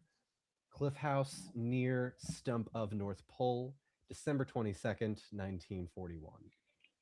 My dearest Priscilla, I am so glad you did not forget to write to me again this year. The number of children who keep up with me seems to be getting smaller. I expect it is because of this horrible war, and that when it is all over, things will improve again, and I shall be busy as ever. But at present, so terribly many people have lost their homes or have left them. Half the world seems in the wrong place. And even up here, we have been having trouble. I don't mean only with my stores. Of course, they are getting low. They were already last year, and I have not been able to fill them up, so that I now have to send what I can instead of what I asked for. But worse than that has happened. I expect you remember that some years ago we had trouble with the goblins, and we thought we had settled it. Well, it broke out again this autumn, worse than it has been for centuries. We had had several battles, and for a while my house was besieged. In November, it began to look likely that it would be captured and all my goods, and that Christmas stockings would all remain empty all over the world. Would not that have been a calamity? It has not happened, and that is largely due to the efforts of Polar Bear. Polar Bear responds, "That's me." But it was not until the beginning of this month that I was able to send out any messages. I expect the goblins thought that with so much war going on, this was a fine chance to recapture the North. They must have been preparing for some years, and they made a huge new tunnel which had an outlet many miles away. It was early in October when they suddenly came out in thousands. Polar Bear says there were at least 1 million, but that is his favorite number. And then Polar Bear responds, "There were at least 100 million." Anyway, he was still fast asleep at the time, and I was rather drowsy myself. The weather was rather warm for the time of year, and Christmas seemed far away. There were only one or two elves about the place, and of course, Paxu and Valkatuta, also fast asleep. The penguins had all gone away in the spring. Luckily, goblins cannot help yelling and beating on drums when they mean to fight. So we all woke up in time and got the gates and doors barred and the windows shuttered. Polar Bear got on the roof and fired rockets into the goblin hosts as they poured up the long reindeer drive. But that did not stop them for long. We were soon surrounded. I have not got time to tell you all the story. I have I have to blow 3 blasts on a great horn, wind beam. It hangs over the fireplace in the hall, and if I had not told you about it before, it is because I have not had to blow it in over 400 years. Its sound carries as far as the north wind blows. All the same, it was 3 whole days before help came. Snowboys, polar bears, and hundreds of elves. They came up behind the goblins, and Polar Bear, really awake this time, rushed out with the blazing branches of fire in each paw. He must have killed a dozen. He must have killed dozens of goblins. He says 1 million. But there was also a big battle on the plains near the North Pole in November, in which the goblins brought hundreds of new companies out of their tunnels. We were driven back to the cliffs, and it was not until Polar Bear and the party of his young relatives crept out by night and blew up the entrance to the new tunnel with nearly 100 pounds of gunpowder that we had got the better of them for the present. But bang went all the stuff for making fireworks and crackers, the crackling part, for some years. The North Pole cracked and fell over for the second time, and we have not yet had time to mend it. Polar Bear is rather a hero. I hope he does not think so himself. Polar Bear responds, "I do. But of course, He is a very magical animal, really. And the goblins can't do much to him when he is awake and angry. I have seen their arrows bouncing off him and breaking. Well, that will give you some idea of events, and you will understand why I have not had time to draw a picture of this year.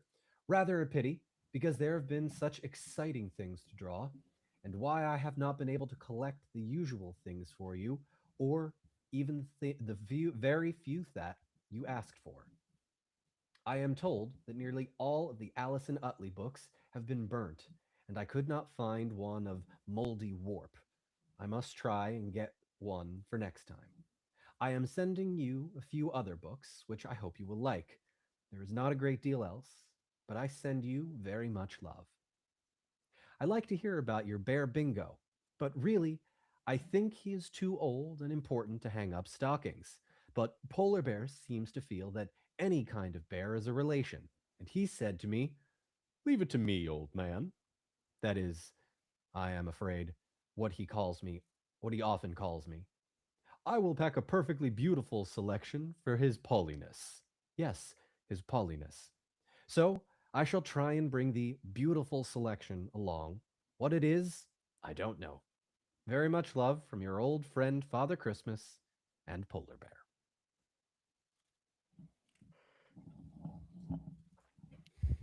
I like that. Thank you.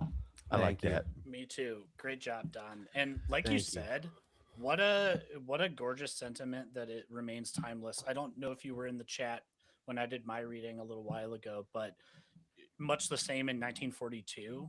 The war was still Mhm. raging on, and all of the heartbreak that was going on. I mean, when they say World War, they really mean it. Almost every corner of the earth was touched by that conflict, and many of those conflicts still rage on today in smaller, different ways, right? And so Yeah. it's just nice for us to think about how much the actions that we take and the actions we take even in our history impact us today, and take these moments to find the light in all of that darkness, right? Yeah, for sure. This is definitely one of my favorites. I like the fact that he brings in the real world stuff and Me has to too. basically explain to, oh God, when was Priscilla born?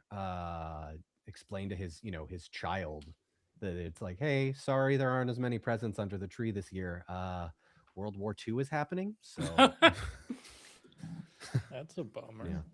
yeah. Yeah. Yeah, Getting her ready for the real Yeah. world. the Yeah. global supply chain is a little interrupted, Priscilla. So sorry. Oh, geez. That affects Santa, it Yep, does. it's true. It's true. What do you guys say we do another drawing real quick? Oh, fun. Yeah, let's do it. I'm not Awesome. So very good at Priscilla art, but was I'm cool with 12 it. when that happened. Oh, there you go. I see what you did there. That's You good. think because you're a dad, you make good jokes. My kids ensure that they're bad jokes, actually. There it is. That was Nice. We got delayed. sound effects. Who has So those delayed. sound effects? Who I has have the soundboard? me. Incredible. If you've got other funny things to add, please feel free to send them to me, and I will add them to the soundboard. We've got Oh, freaking goody. 2 more hours to go. So, Can I just send you a bunch of MP3s and Yeah. then Yeah, Hell yeah. can we send the noise Amazing. Bilbo made in the movie when he sees Sting in Rivendell and just randomly play that? yes. Oh yeah. There you go.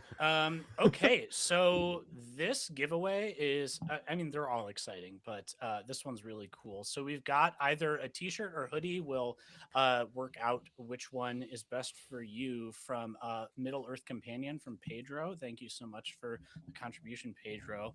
As well as from our good friend Belmont, a signed copy of Donato Giancola's book, Middle Earth Visions of Modern Myth, which is just a beautiful art book. If you aren't familiar with Donato's work, he is one of the longest standing Tolkien artists out there, and has done a lot of work even with such illustrious things as Magic the Gathering.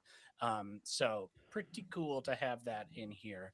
We've also got a copy of The War of the Ring which is an oversized paperback.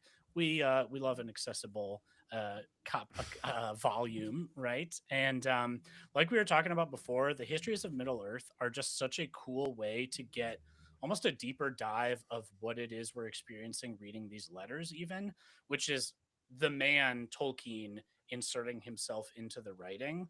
Like, yeah, this isn't part of the legendarium per se, but we get to see how he is crafting a world around him and connecting it to the real world in such a beautiful way.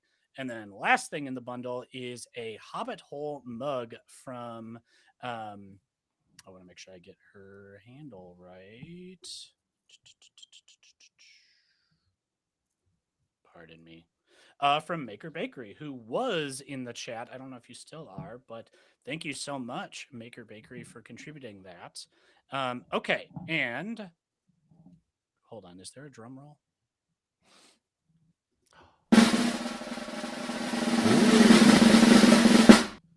That was longer than I thought it would be. Callie Stark. Callie Stark, congratulations. I don't know if you're in the chat, but yeah, so cool. So cool. Yeah, congratulations. If you would like to have a chance to win, we've got the GoFundMe link on the screen now. Please feel free to send us a screenshot or forward the email that GoFundMe sends you to voicesofarda@gmail.com. And we'll get you signed up to be entered. We've still got a few spots available. Maker Bakery is saying in chat that the mug is in fact microwave safe and machine washable. Thanks for that clarification. Oh, hell yeah. I have Love ruined those. too many mugs doing that. Same. Yeah, but if you, like I was saying, if you would like to contribute and be entered in, feel free to email your receipt to us at voicesofarda@gmail.com. We've got, I think, 7 or 8 seats left for spots in New Beta Do Betas, Silmarillion, and other Tolkien classes that he's doing at the start of the new year. So if you'd like to be part of Pick that up. yeah, Pick that up. Oh, Sorry yeah. to interrupt. That is No. huge. 100%. It's a great value, and he's a great teacher, and it's really fun time. And also a couple people who've already given have emailed again and said, can I get signed up for the classes? Yes, please. It's the first 10 who have donated and ask. We'll get you slotted in for that. So please feel free to let us know, and we'll get you signed up for that. Awesome. Nice. Can I do that? Can I also? No, it's fine. You have to pay, Don. You got to sign up yourself. Yeah. You know what? That's fair. That's fair. It's for the people. It's for the people. We did it all for the. Someone's got to I do won't it. say that word. You about to quote Fred Durst? Yep. Okay. Yep. Okay. It's that kind of. It's that kind. Dude, I've been on this stream the whole time. I am loopy. Okay. Do you need a break? Do you need like a bathroom break or something? We can. No, just We let can let hold it it loose, down, Nick. dude. Do it. Yeah. Finish the quote. We're all adults here. MVPs, you won't be able to see it, so it's fine. It's true. There you go. There you go. Keeping us on track, Max, do you want to go ahead and read your chosen letter if you got it? Yeah, dude, I can read. I know how. I mean, sometimes. Are you sure? Let me find Oh. it. Mm-hmm. Usually people Nice don't tree weather. specify that. That's just kind of. You know what? Never mind. Carry on. I mean, you never know. Honestly, in this day and age, you never know. So never know. it's kind of niche for. I can read sometimes. I don't think our Okay. president You can start read, learning so- with your kid. That's when I started learning. Was when my kids started reading. Yeah, but they surpassed me. Yeah. So Wow. now, I'm out there sounding out Dragon Loves Tacos. It's tough for me. It's Yeah, tough. it happens. All right. Incredible. Take it away, Max. It was okay. All right. Seth son Balino, truthless of Shinovar, wore white on the day he was the Killer King.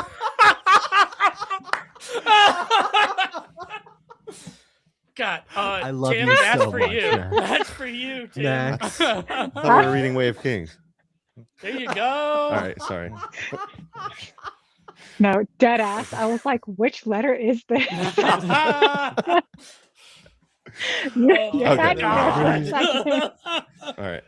There's your clippable moment Okay. for TikTok, y'all. Here we go.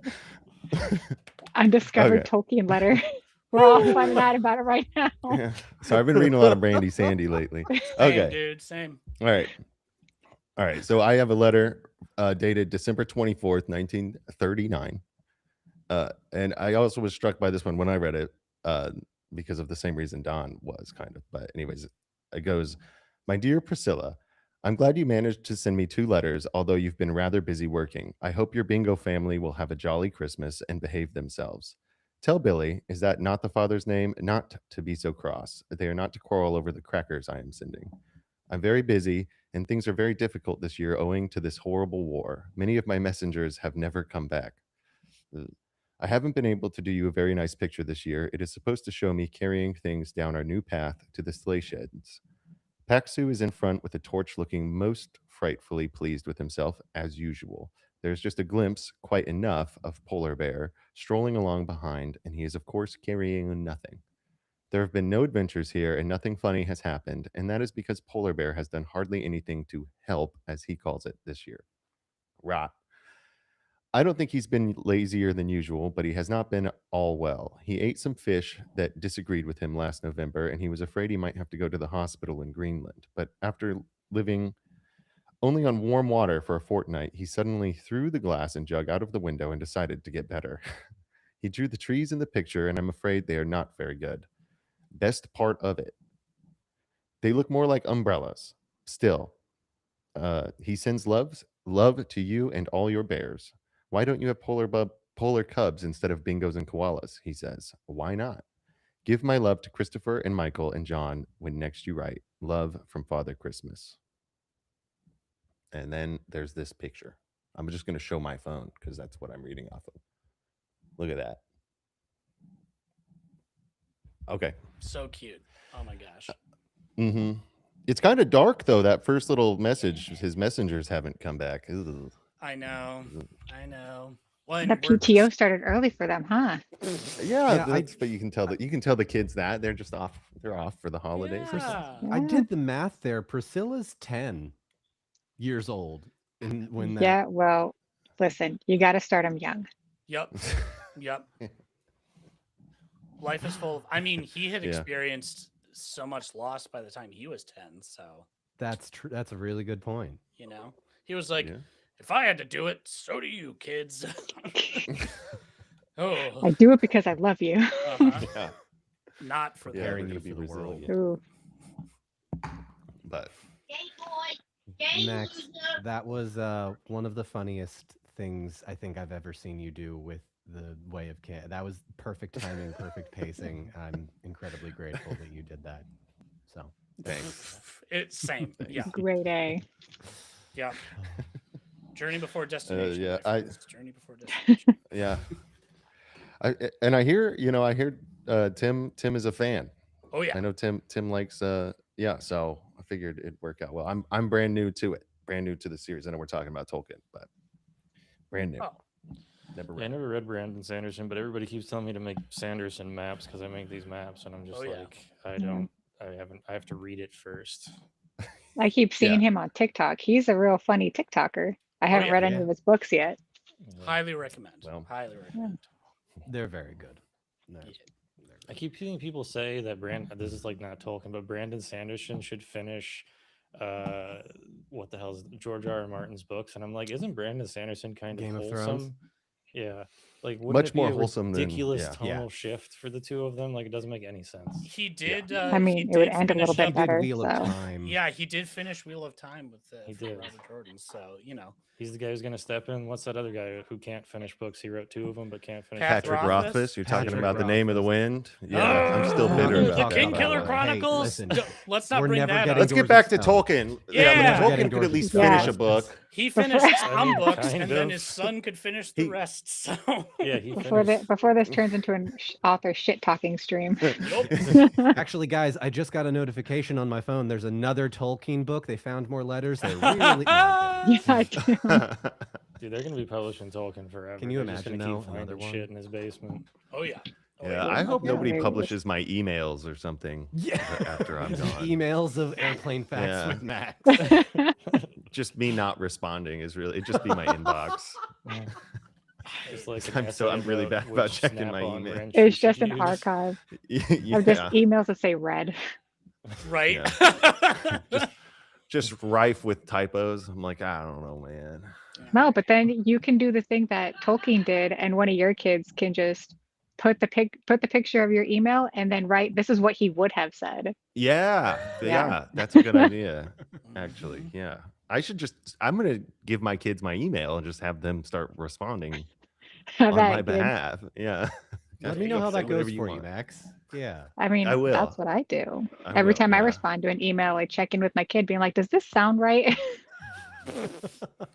Like, what would you think if this came into your inbox? Does it sound Yeah. professional?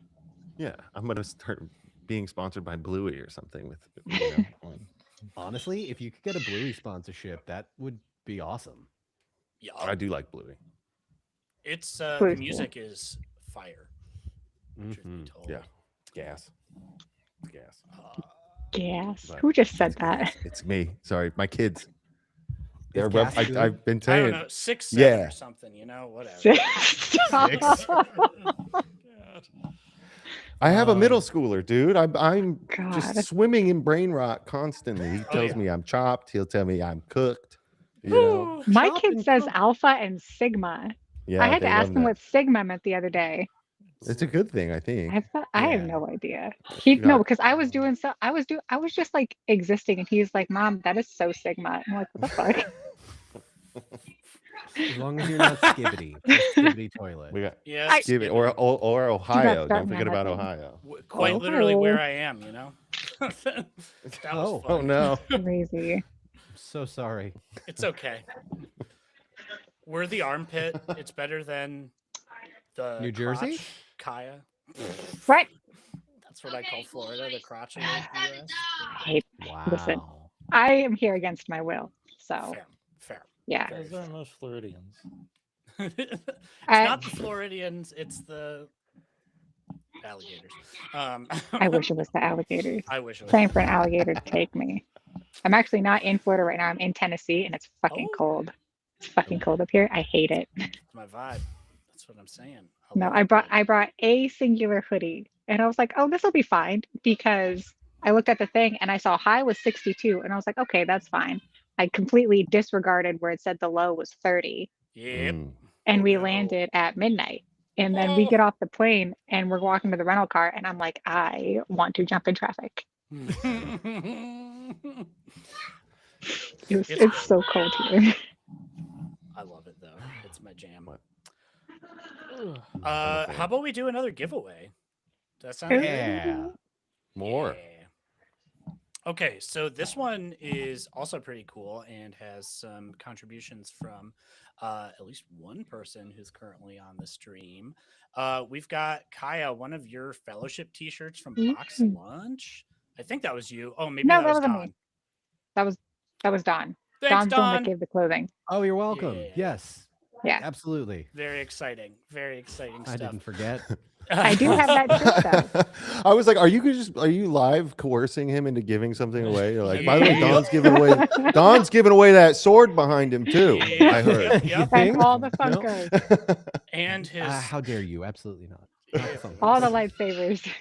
all the No joke. I have been lightsabers. thinking about giving away some of the lightsabers. So like if Oh. it Mm. yeah, maybe that's it part of the happening? auction. I got to figure out which one I'm comfortable giving away. Wrong Yeah, fandom. keep us posted and we'll I mean, hang on. I Wrong also have. fandom. I'm not You giving got this the one away, Anthro. You got the I got- Anthro one right behind you.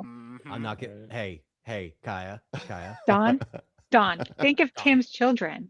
Yeah. I Think am of the thinking- children. I Think of how don't- Christmas don't is you coming. dare. Don't you dare. Could you imagine the donation we would get for that? Just think of the children. Think of his beautiful wife and his family. Stop. And how Tim is in a rehab facility right now. In front of, and oh my God. Yeah, Don, I'm gonna hold your hand when I say this. You can't Tim hold is my in a hand. This wheelchair. is digital. Tim is in a wheelchair right now. And you want to hold on to your antidote lightsaber for what? Think of the money that would come from it. Think of his children, look at the Don. light leaving his eyes right Sorry, now. I'm having some sort of bad connection. You guys are... Okay, that's fine. I'll text you. Let me call you really quick. This I'll crew FaceTime is you right now. unhinged. I've said one part of this 5-part bundle.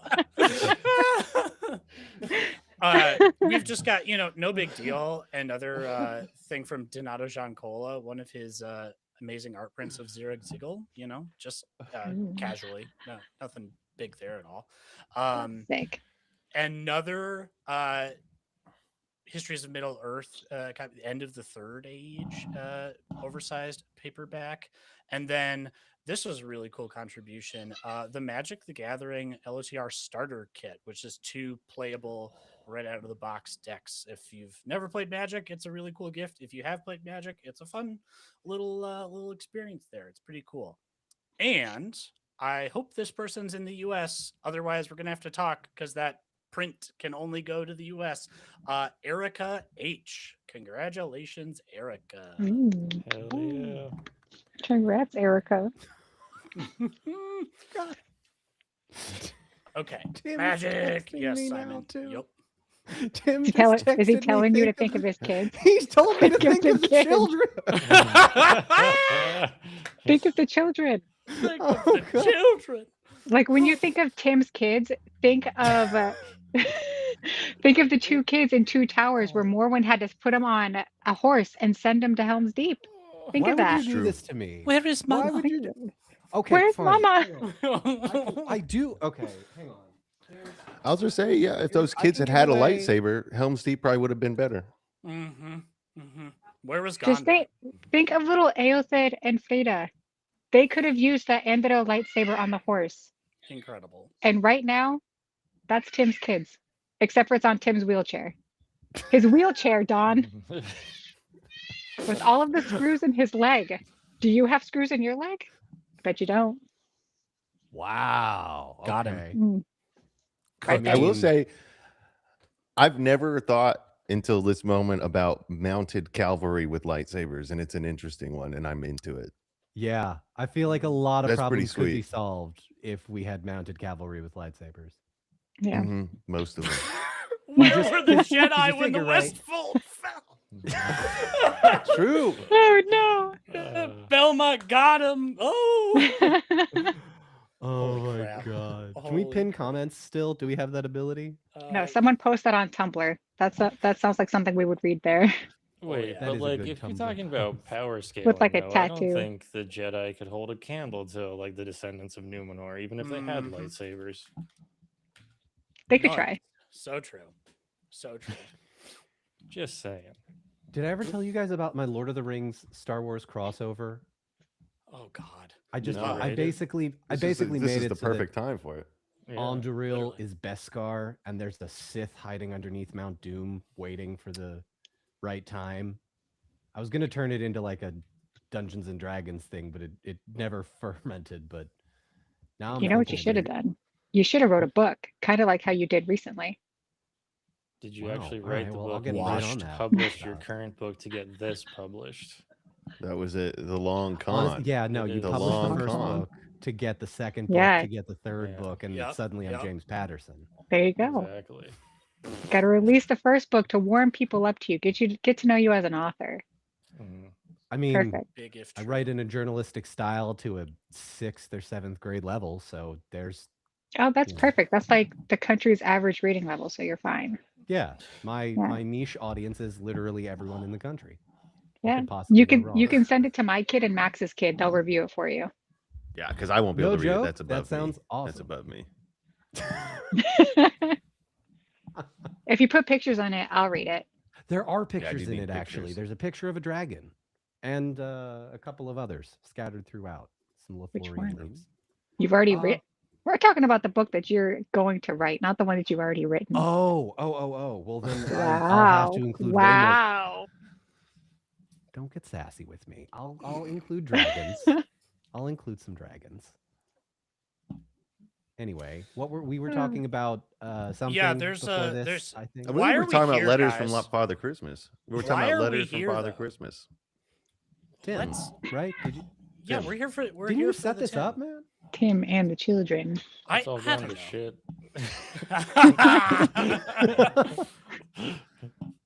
Oh my gosh. Oh, Yeah. Lord. Let's remind folks of why we're here and how we can contribute.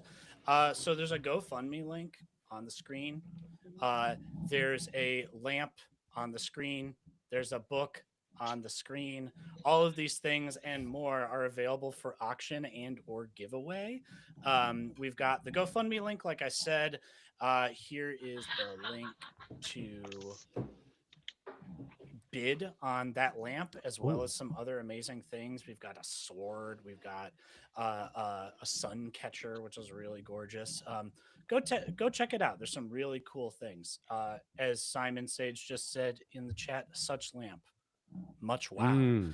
Much wow. Indeed. Is that the same lamp that Morgoth decided to break? No, I'm glad this you is a brought that different one. joke. That's a different one? Yeah. out of, Okay. out Mine's of the better chat. than that one. Morgoth wouldn't be able to break that lamp, No, right? Morgoth's a No. bitch. She can't do shit to this. It's true. It's true. Can't even. It's true. Yeah. Like, you think Feanor can craft some Silmarils, so how about this lamp right here? Could Feanor make that shit? I doubt it. Ain't no way. Ain't no way. Feanor's wash. Nah. It's true. He's gonna go get killed by Balrogs because he's an asshole while I'm making this lamp right here. What a rookie move that was. What a dumbass. What Yeah. a ding dong. Yeah. I love lamp. Fingolfin would have never.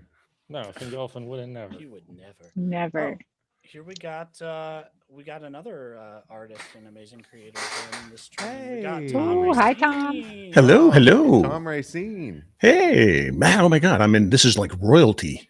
What the heck am I doing here? This is crazy. Wow. I was here to say that if you buy just one book this year, make sure it's this one Aw. because Tom, that is amazing. that's very kind of you. Thank you. I Aw. did think you were going to hold up your own. So Yeah, says the guy who released his own. If you buy two books, Yeah. you can get this one too. Because, Please do so. this one is much better written. So prettier drawings in this one. But other than that, I do agree. This wasn't. no, actually, I'm sorry. The drawings in this one are really good. So leave me alone. I love the cover. The cover is so beautiful. Shout out to Kim Oh. Arrington who did the artwork. She's I know that's was amazing. What a great at- portrait. It's Oh, I beautiful. love that. Yeah, yeah. This is And so it's- cool. I don't know if this matters to anybody else, but as soon as I got my physical copy, my front cover pulls off and it's really good card stock. Yeah. And it just, when you shake it, it makes that fun wobbly sound. See? Yeah. See? He gets it. Yep. He gets it. It's Well, quality. now I can't wait to get home and do that to my own book. This wasn't planned, but it just so happens that the next bundle includes one such book that we were just talking about, Tom's. So let's do that real quick. How many bundles do you guys have? Oh my goodness. 10. We could probably make more. The prizes are amazing. It's Yeah. so true. It's so true. Okay, so I just did the randomizer thing. Pay no attention to the man behind the curtain. Okay, our next winner of, let's tell the people what they want to Drum hear. roll. Drum roll. Oh no, we have one built in. Oh, okay. Oh, This is there we go. Much better. Don over here ruining the fun.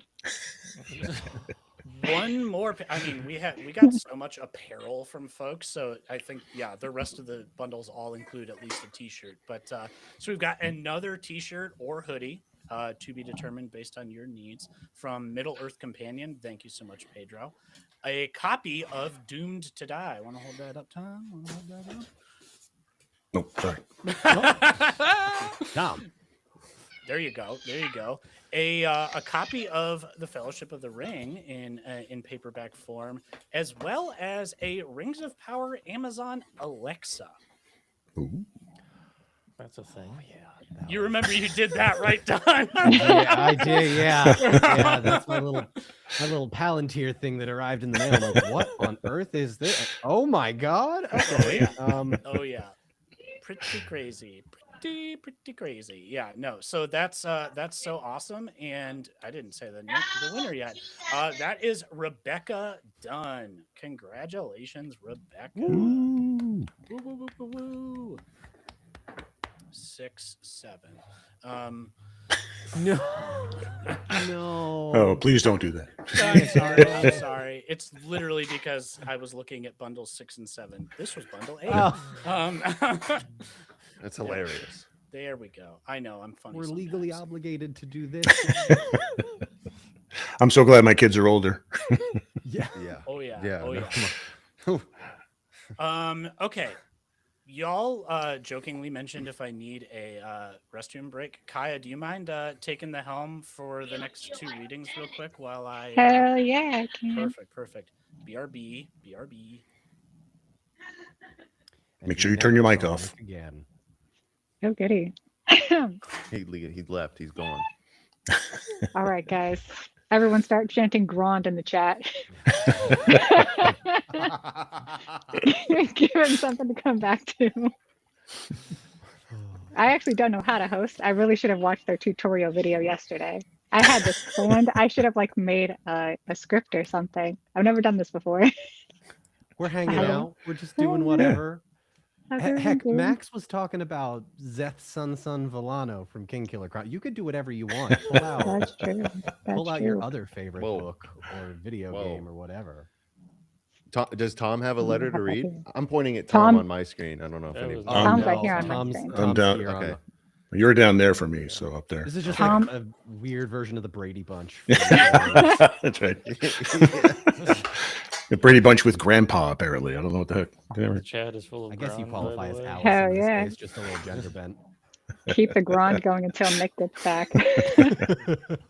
But no, Tom and I actually have a reading to do. So let's Beauty before Brain. So you first. You. I'm Beauty? Yeah. Wow. What Is there a filter on there or something like that? No, look at the facial hair. Grade A. Better than what most people can do. All right. I chose the 1928 letter because I realized my father would have been about 7 years old at that time. So it would have been sort of aimed at him. And my mom would have probably about 6 at the time. So it just kind of cracked me up to think of my father getting one of these letters. So top of the world, North Pole, Thursday, December 20th, 1928. My dear boys, another Christmas, and I am another year older, and so are you. I feel quite well all the same, very nice of Michael to ask, and not quite so shaky. But that is because we have got all the lighting and heating right again after the cold, dark year we had in 1927. Do you remember about it? I expect you remember whose fault it was. What do you think the poor dear old bear has been and done this time? Nothing as bad as letting off all the lights, only fell from the top to the bottom of the main stairs on Thursday. Who left the soap on the stairs? Not me. We were beginning to get the first lot of parcels down out of the storerooms into the hall. Polar Bear would insist on taking an enormous pile on his head, as well as lots in his arms. Bang, rumble, clatter, crash. Awful moanings and growlings. I ran out to the landing and saw he had fallen from top to bottom on his nose, leaving a trail of balls, bundles, parcels, and things all the way down, and he had fallen on top of some of them and smashed them. I hope you got none of those by accident. I have drawn you a picture of it all. Polar Bear was rather grumpy at my drawing of it. Of course, naturally.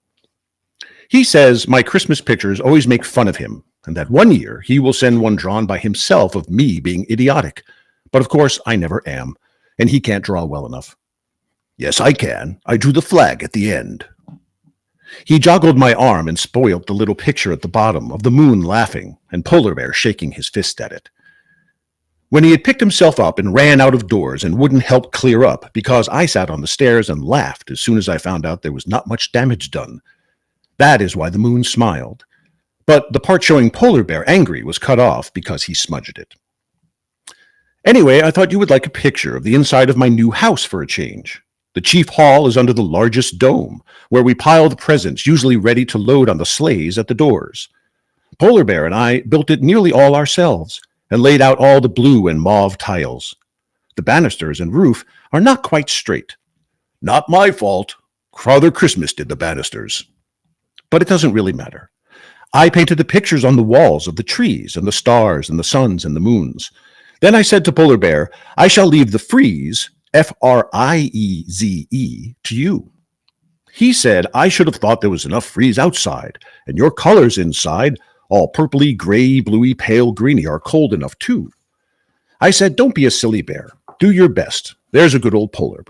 And what a result. Icicles all around the hall to make a frieze, Freeze. He can't spell very well. And fearful bright color to make a warm frieze.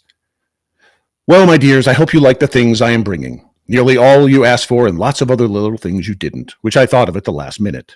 I hope you will share the railway things and farm and animals often, and not think they are absolutely only for the one whose stocking they were in. Take care of them, for they some of my very best things. Love to Chris, love to Michael, love to John, who must be getting very big, as he doesn't write to me anymore. So I simply had to guess the paints. I hope they were all right. Polar Bear chose them. He says he knows what John likes because John likes bears. Your loving Father Christmas. And all my love, Polar Bear. And that's it. Oh shit, maybe I should have gone first because now I have to follow up with that. I love this one as a dad too, because it's like, first of all, I think I heard Alan Sisto say is like Tolkien raises the bar for fathers everywhere with these stupid letters. You're like, oh man, how am I going to follow this? And at the end, he's all like, make sure you're playing with your toys and playing with each other, and they're my very best things. I love all that stuff. So this, Great. this one's really sweet. I ain't no way I'm gonna do all that. Yeah.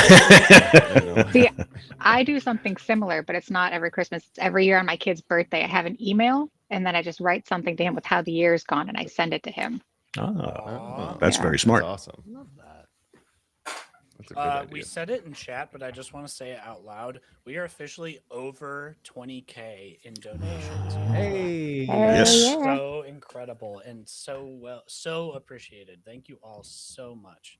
That's awesome. Thank you. There's still time to give. Your contributions are more beloved than ever today. And if you enter and send us a little email, I'll link there.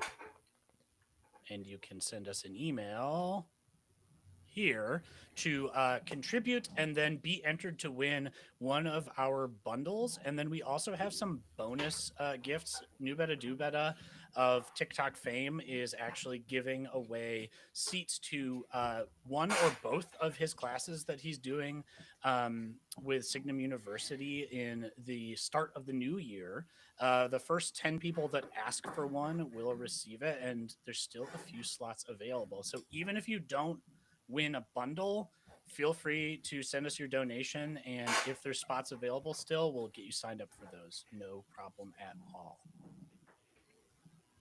I'm going to sneak in and I'm going to show my lamp and then I'm going to go away. I've been on a while. I need to get back to the workshop. But here is the lamp again. Yeah. If anybody wants to, this is at an auction somewhere. Links around, I guess. Yeah, I'll put the link. As soon as you're done showing it off, I'll put the link back on the screen. There's the lamp. Beautiful. There you So go. beautiful. It was a pleasure being on stream with you all. You all have a wonderful Amazing. holiday. Awesome that this much money has been raised. And catch you all later. Bye. Thank you so See much. ya. Bye. Take it easy. Bye.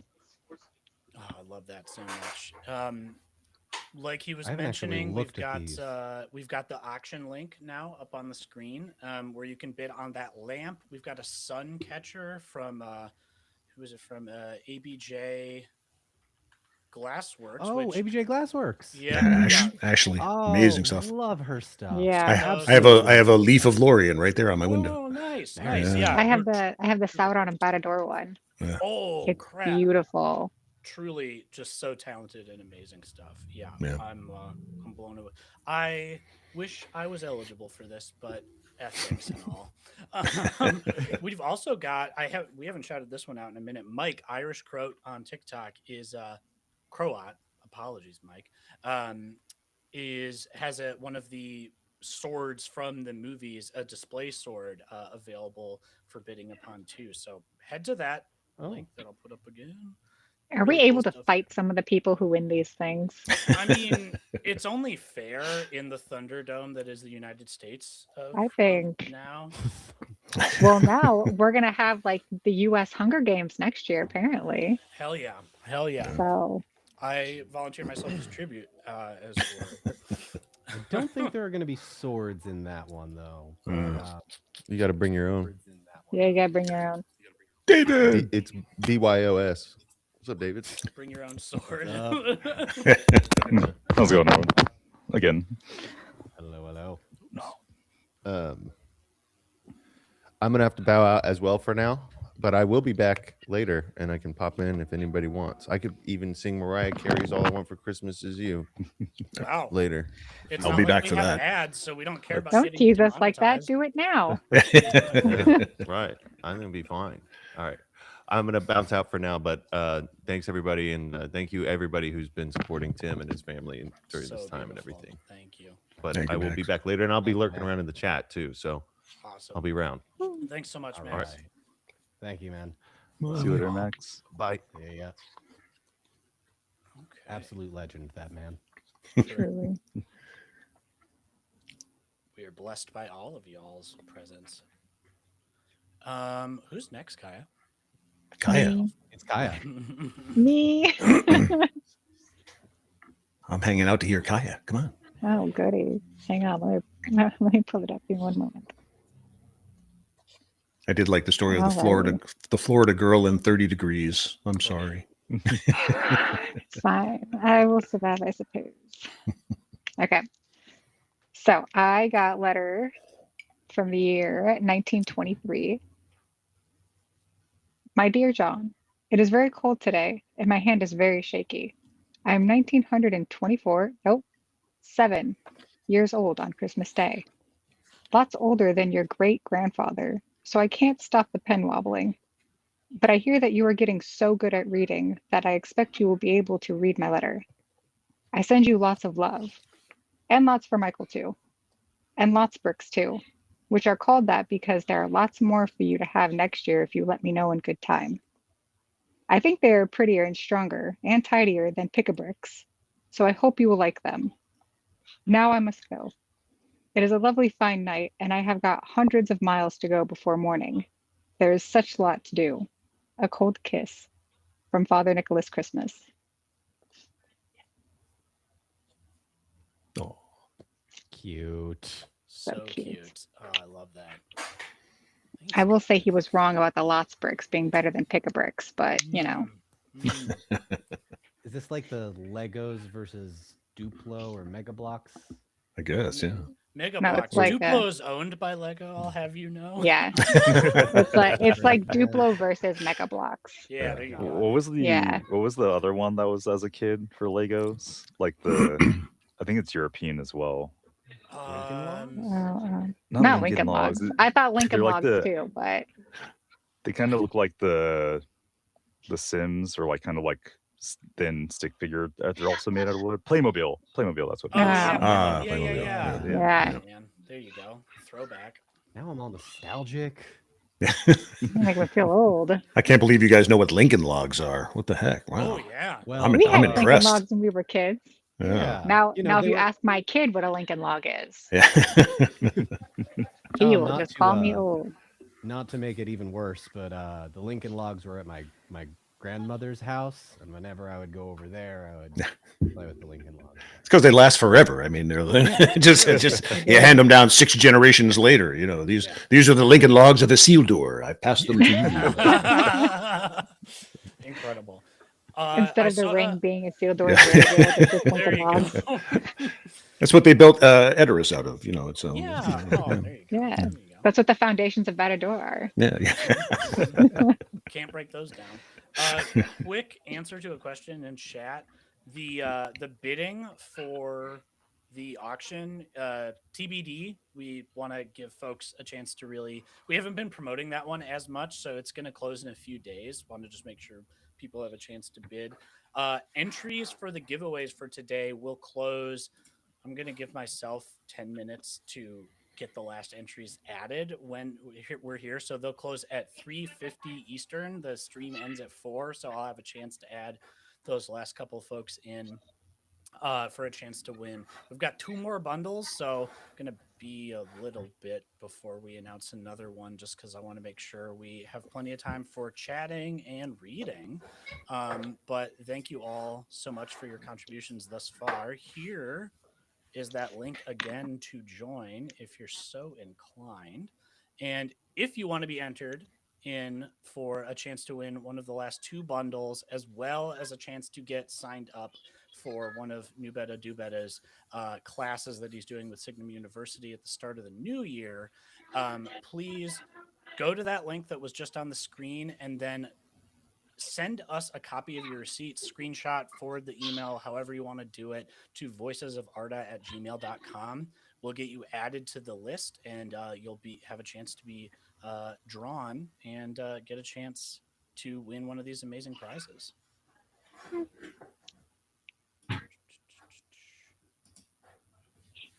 Scheduled. Where'd you go?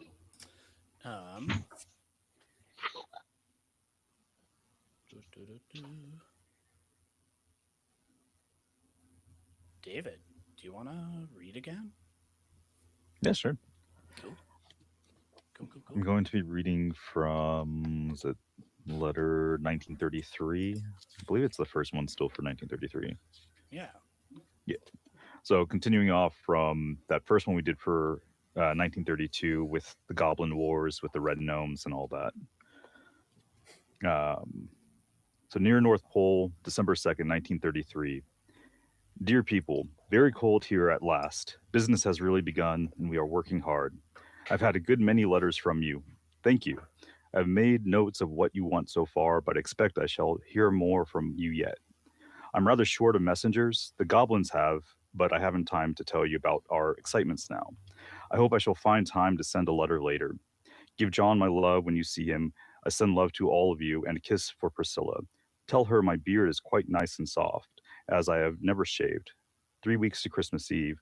Your father, Nicholas Christmas.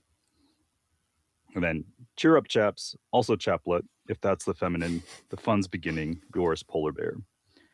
And then continuing on to the week right before, the week of Christmas.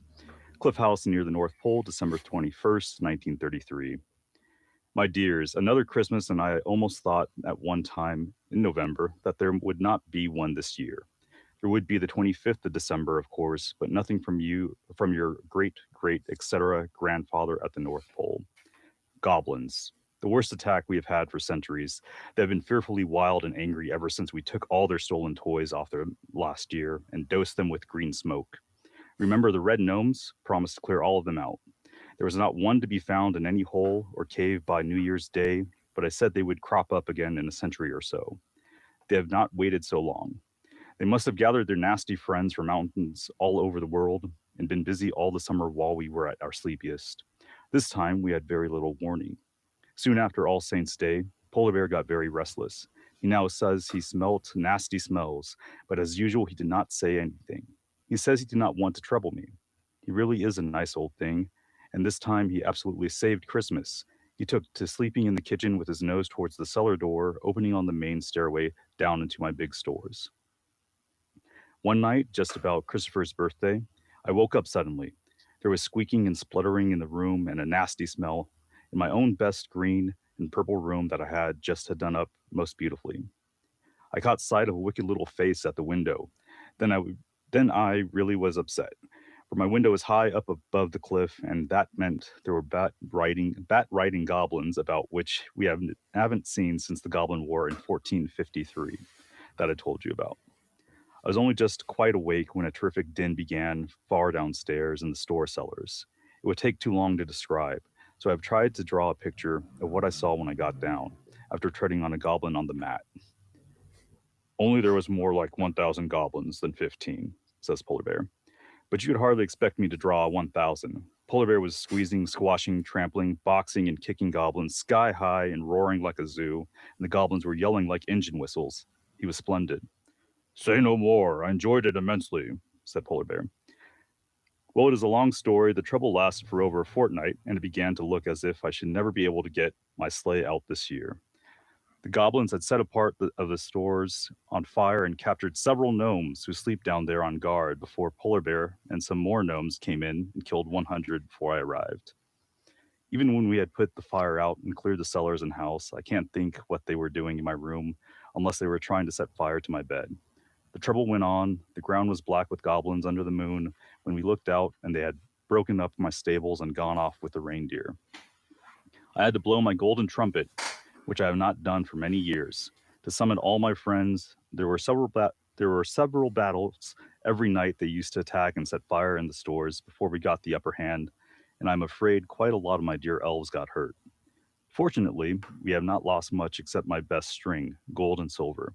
In packing papers and holly boxes, I'm very short of these, and I've been very short of messengers. Lots of my people are still away. I hope they will come back safe. Chasing the goblins out of my land, those that are left alive.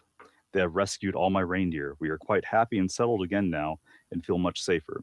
It really will be centuries before we get another goblin trouble, thanks to Polar Bear and the gnomes.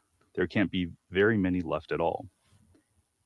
And Father Christmas, I wish I could draw or hand time to try you. Have no idea what the old man can do. Listening or lightning and fireworks and thunder of guns, said Polar Bear. Polar Bear certainly has been busy helping and double help, but he has mixed up some of the girls' things with the boys in his hurry. We hope we haven't got all sorted out, but if you hear of anyone getting a doll when they wanted an engine, you will know why. Actually, Polar Bear tells me I am wrong. We did lose a lot of railway stuff. Goblins always go for that. And what we got back was damaged and will have to be repainted. It will be a busy summer next year. Now, a Merry Christmas to you all once again. I hope you all have a very happy time and will find that I have taken notice of your letters and sent you what you wanted.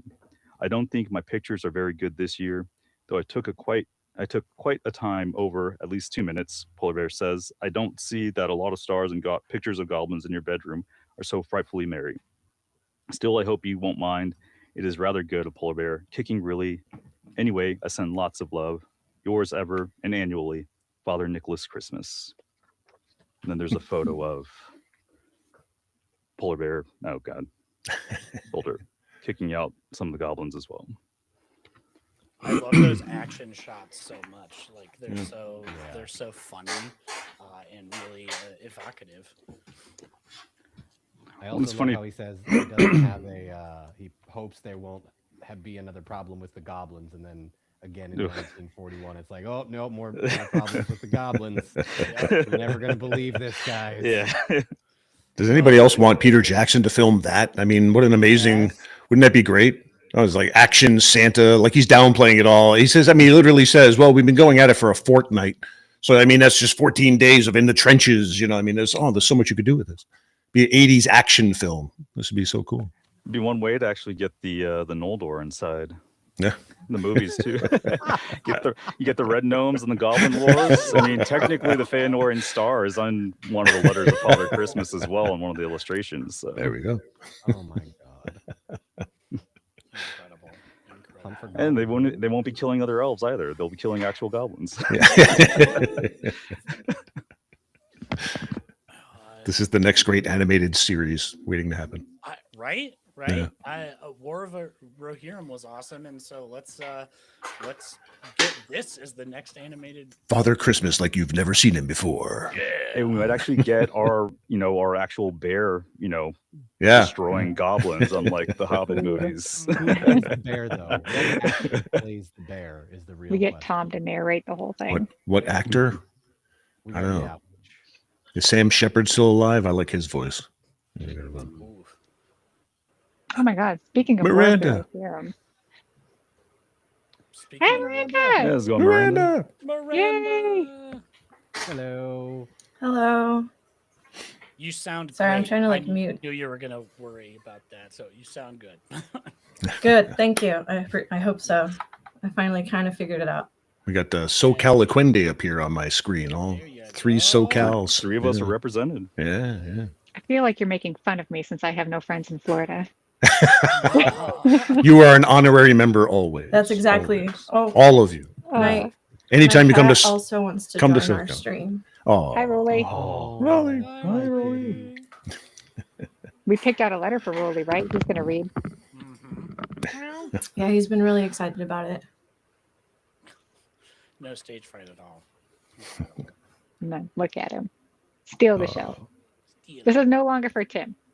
Tim, Only for Rolly. Tim who? What is that about? Just the cat. We did it It's all for Rolly. Okay, where are we at time-wise? Time-wise. I'm actually going to move him before he steps on my keyboard. Speaking of time, I'm going to take Miranda joining as my time to skedaddle, so that way my sisters stop coming up and asking when I'm going to be coming off. It's been so good to have you with us, Kaya. It's been so fun hanging out with everyone. We need to do live streams more often so that way I feel less lonely. I know, right? I was about to say I second that, but then you made it sad, so I'm sorry. Second the first half of it.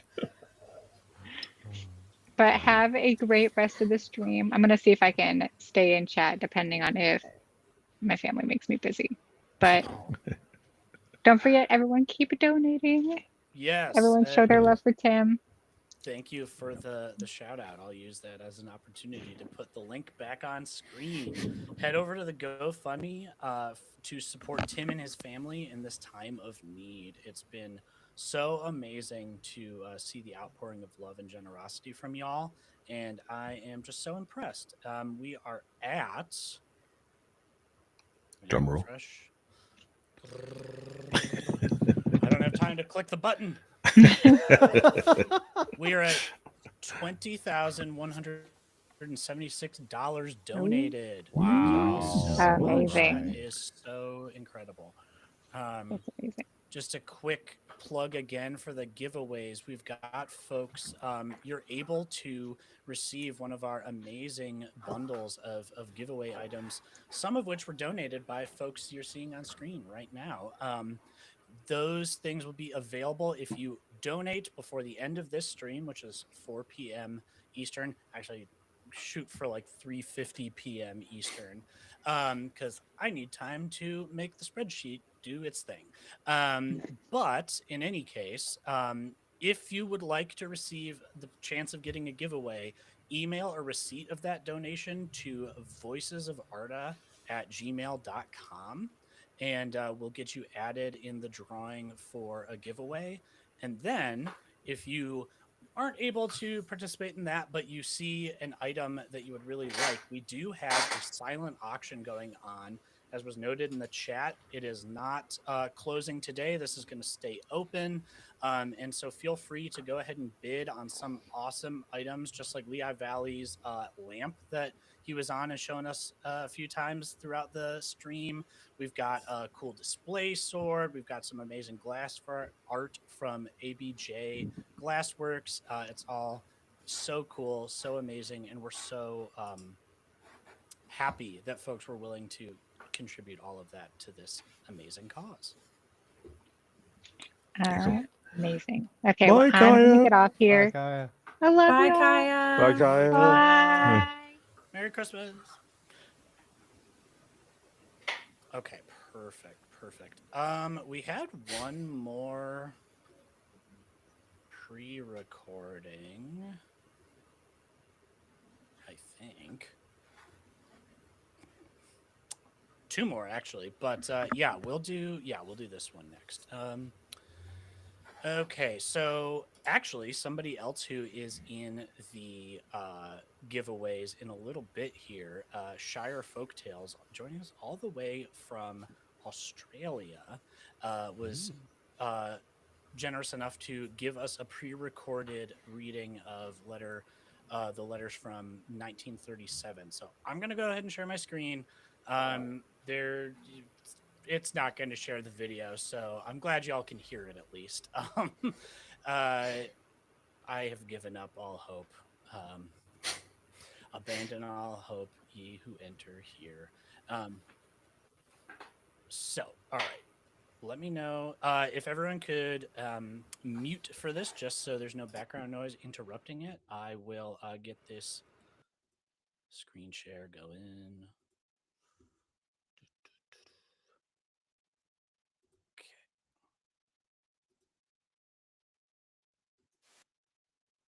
and his family are in our thoughts and prayers, and we are sending him love and strength for the days ahead.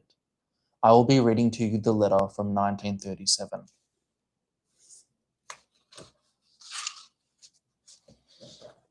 Cliff House, North Pole, Christmas, 1937. My dear Christopher and Priscilla and other old friends in Oxford, here we are again. Of course I'm always here when not travelling, but you know what I mean. Christmas again. I believe it is 17 years since I started to write to you. I wonder if you have still got all my letters. I have not been able to keep quite all yours, but I have got some from every year. We had quite a fright this year. No letters came from you. Then one day early in December, I sent a messenger who used to go to Oxford a lot, but had not been there for a long while, and he said, "The house is empty and everything is sold." I was afraid something had happened, or that you had all gone to school in some other town, and your father and mother had moved. Of course, I know now. The messenger had been to your old house next door. He complained that all the windows were shut and all the chimneys all blocked up. I was very glad indeed to get Priscilla's first letter, and your two nice letters and useful lists and hints, since Christopher came back. I quite understand that school makes it difficult for you to write like you used to, and of course I have new children coming on my lists each year so that I don't get less busy. Tell your father I am sorry about his eyes and throat. I once had my eyes very bad from snow blindness, which comes from looking at sunlit snow, but it got better. I hope Priscilla and your mother and everyone else will be well on December 25th. I'm afraid I have not had any time to draw you a picture this year. You see, I strained my hand moving heavy boxes in the cellars in November and could not start my letters until later than usual. And my hand still gets tired quickly. But Ilbereth, one of the cleverest elves who I took on as a secretary not long ago, is becoming very good. He can write several alphabets now: Arctic, Latin, that is ordinary European like you use, Greek, Russian, runes, and of course, Elvish. His writing is a bit thin and slanting. He has a very slender hand, and his drawing is a bit scratchy, I think. He has done you what he calls a picture diary. I hope it will do. He won't use paints. He says he is a secretary and so only uses ink and pencil. He is going to finish this letter for me as I have to do some others. So I will now send you lots of love, and I do hope that I have chosen the best things out of your suggestion lists. I was going to send hobbits. I am sending away loads, mostly second editions, which I sent for only a few days ago. But I thought you would have lots, so I'm sending another Oxford fairy story. Lots and lots of love, Father Christmas. Dear children, I am Ilbereth. I have written to you before. I am finishing for Father Christmas. Shall I tell you about my pictures? Polar Bear and Valkutuka and Paxu are always lazy after Christmas, or rather, after the St. Stephen's Day party. Father Christmas is ringing for breakfast in vain, another day when Polar Bear, as usual, was late. Paxu threw a bath sponge full of icy water on his face. Polar Bear chased him all around the house and around the garden and then forgave him, because he had not caught Paxu, but he had found a huge appetite. We had terrible weather at the end of winter and actually had rain. We could not go out for days. I have drawn Polar Bear and his nephews when they did venture out. Paxu and Valkotaka have never gone away. They like it so much that they have begged to stay. It was much too warm at the North Pole this year. A large lake formed at the bottom of the cliff and left the North Pole standing on an island. I have drawn a view looking south, so the cliff is on the other side. It was about midsummer. The North Polar Bear, his nephews, and lots of polar cubs used to come and bathe, also seals. North Polar Bear took to trying to paddle a boat or canoe, but he fell in so often that the seals thought he liked it, and used to get under the boat and tip it up. That made him annoyed. The sport did not last long, as the water froze again early in August. Then we began to think of this Christmas. In my picture, Father Christmas is dividing up the lists and giving me my special lot. You are in it. That is why your numbers are on the board. North Polar Bear, of course, always pretends to be managing everything. That's why he is pointing, but I am really listening to Father Christmas and I am saluting him, not North Polar Bear. We had a glorious bonfire and fireworks to celebrate the coming of winter and the beginning of real preparations. The snow came down very thick in November, and the elves and snow boys had several tobogganing half holidays. The polar cubs were not good at it. They fell off, and most of them took to rolling or sliding down just on themselves. Today, but this is the best bit, I had just finished my picture, or I might have drawn it differently. Polar Bear was being allowed to decorate a big tree in the garden, all by himself and a ladder. Suddenly I heard terrible growly, squealy noises. We rushed out to find Polar Bear hanging on the tree himself. You are not a decoration, said Father Christmas. Anyway, I am a light, he shouted. He was. We threw a bucket of water over him, which spoilt a lot of the decorations but saved his fur. The silly old thing had rested the ladder against a branch instead of the trunk of the tree.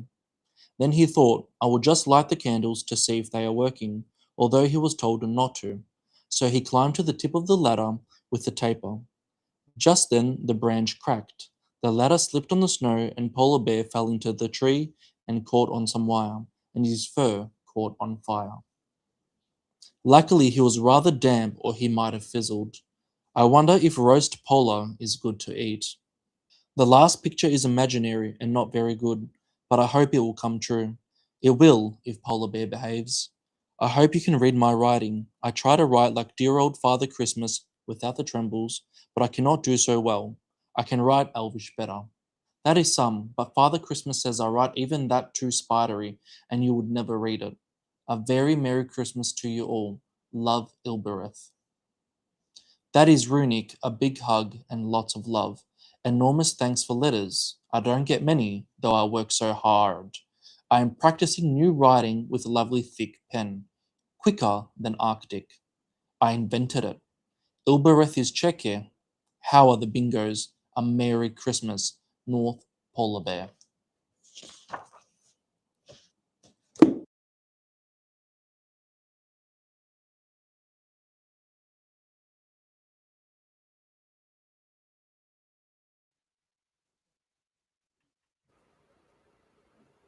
Yay!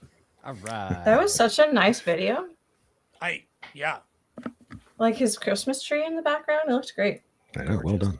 And his accent classes up the place. It's awesome. I know, right? Yeah. It was very beautiful. So thankful to them for contributing. So awesome. Cool. Miranda, you want to take the wheel? Oh, so sorry. If it's all right, I'm gonna have to make my exit after this one. I apologize, but I wanted to just say a huge thank you to everybody that has already donated. Tim, if you're still in the chat, much love. Let me know if you actually want a lightsaber. I have a few, and I probably should get rid of some of them if I'm being honest.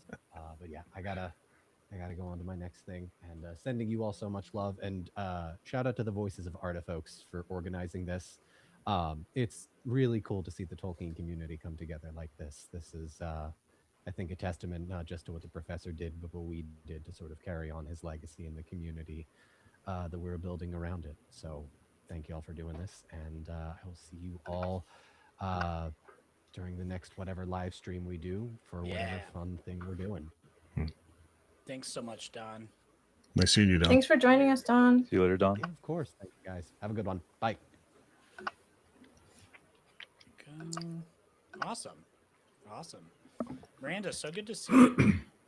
Yeah, you too. It's been a while.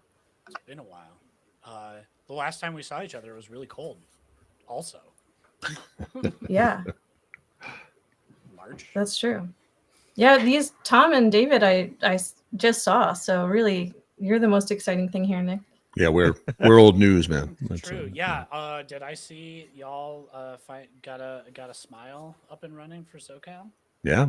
Yeah. We officially have a Tolkien Society smile in Southern California, which encompasses like LA, Orange County, San Diego, and like all encompassing counties around there. So That We is just so cool. I'm very we just had our first Yule party, which was hugely successful. I couldn't believe we had 150 something people. I couldn't Yeah, believe it. 150 plus or so. Yeah. Yeah. Yeah, I thought it was gonna be like the 10 of us sitting around, talking about Tolkien. It was all these people. It was awesome. So cool.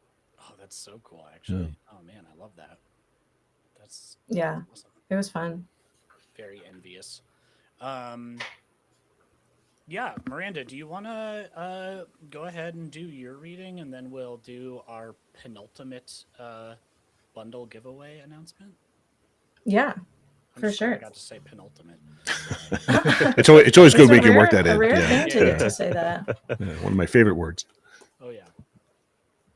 So I'm reading from my big book, so it'll be classic page turning style, but I'm reading the letters from 1930.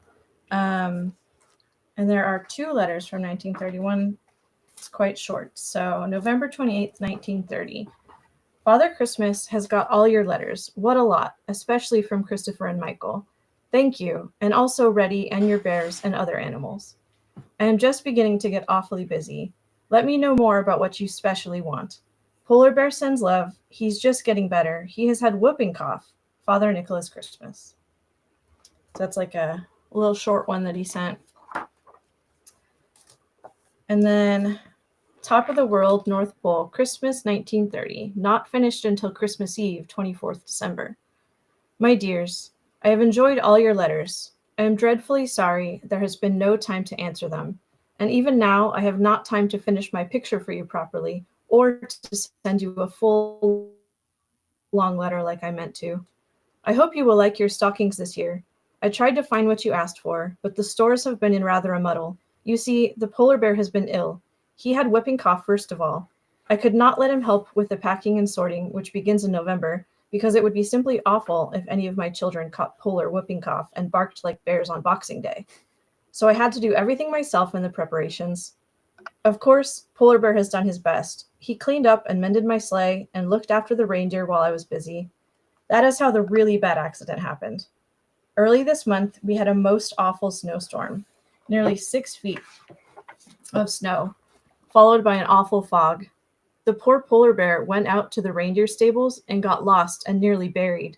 I did not miss him or go to look for him for a long while. His chest had not got well from whooping cough, so this made him frightfully ill, and he was in bed until 3 days ago. Everything has gone wrong, and there has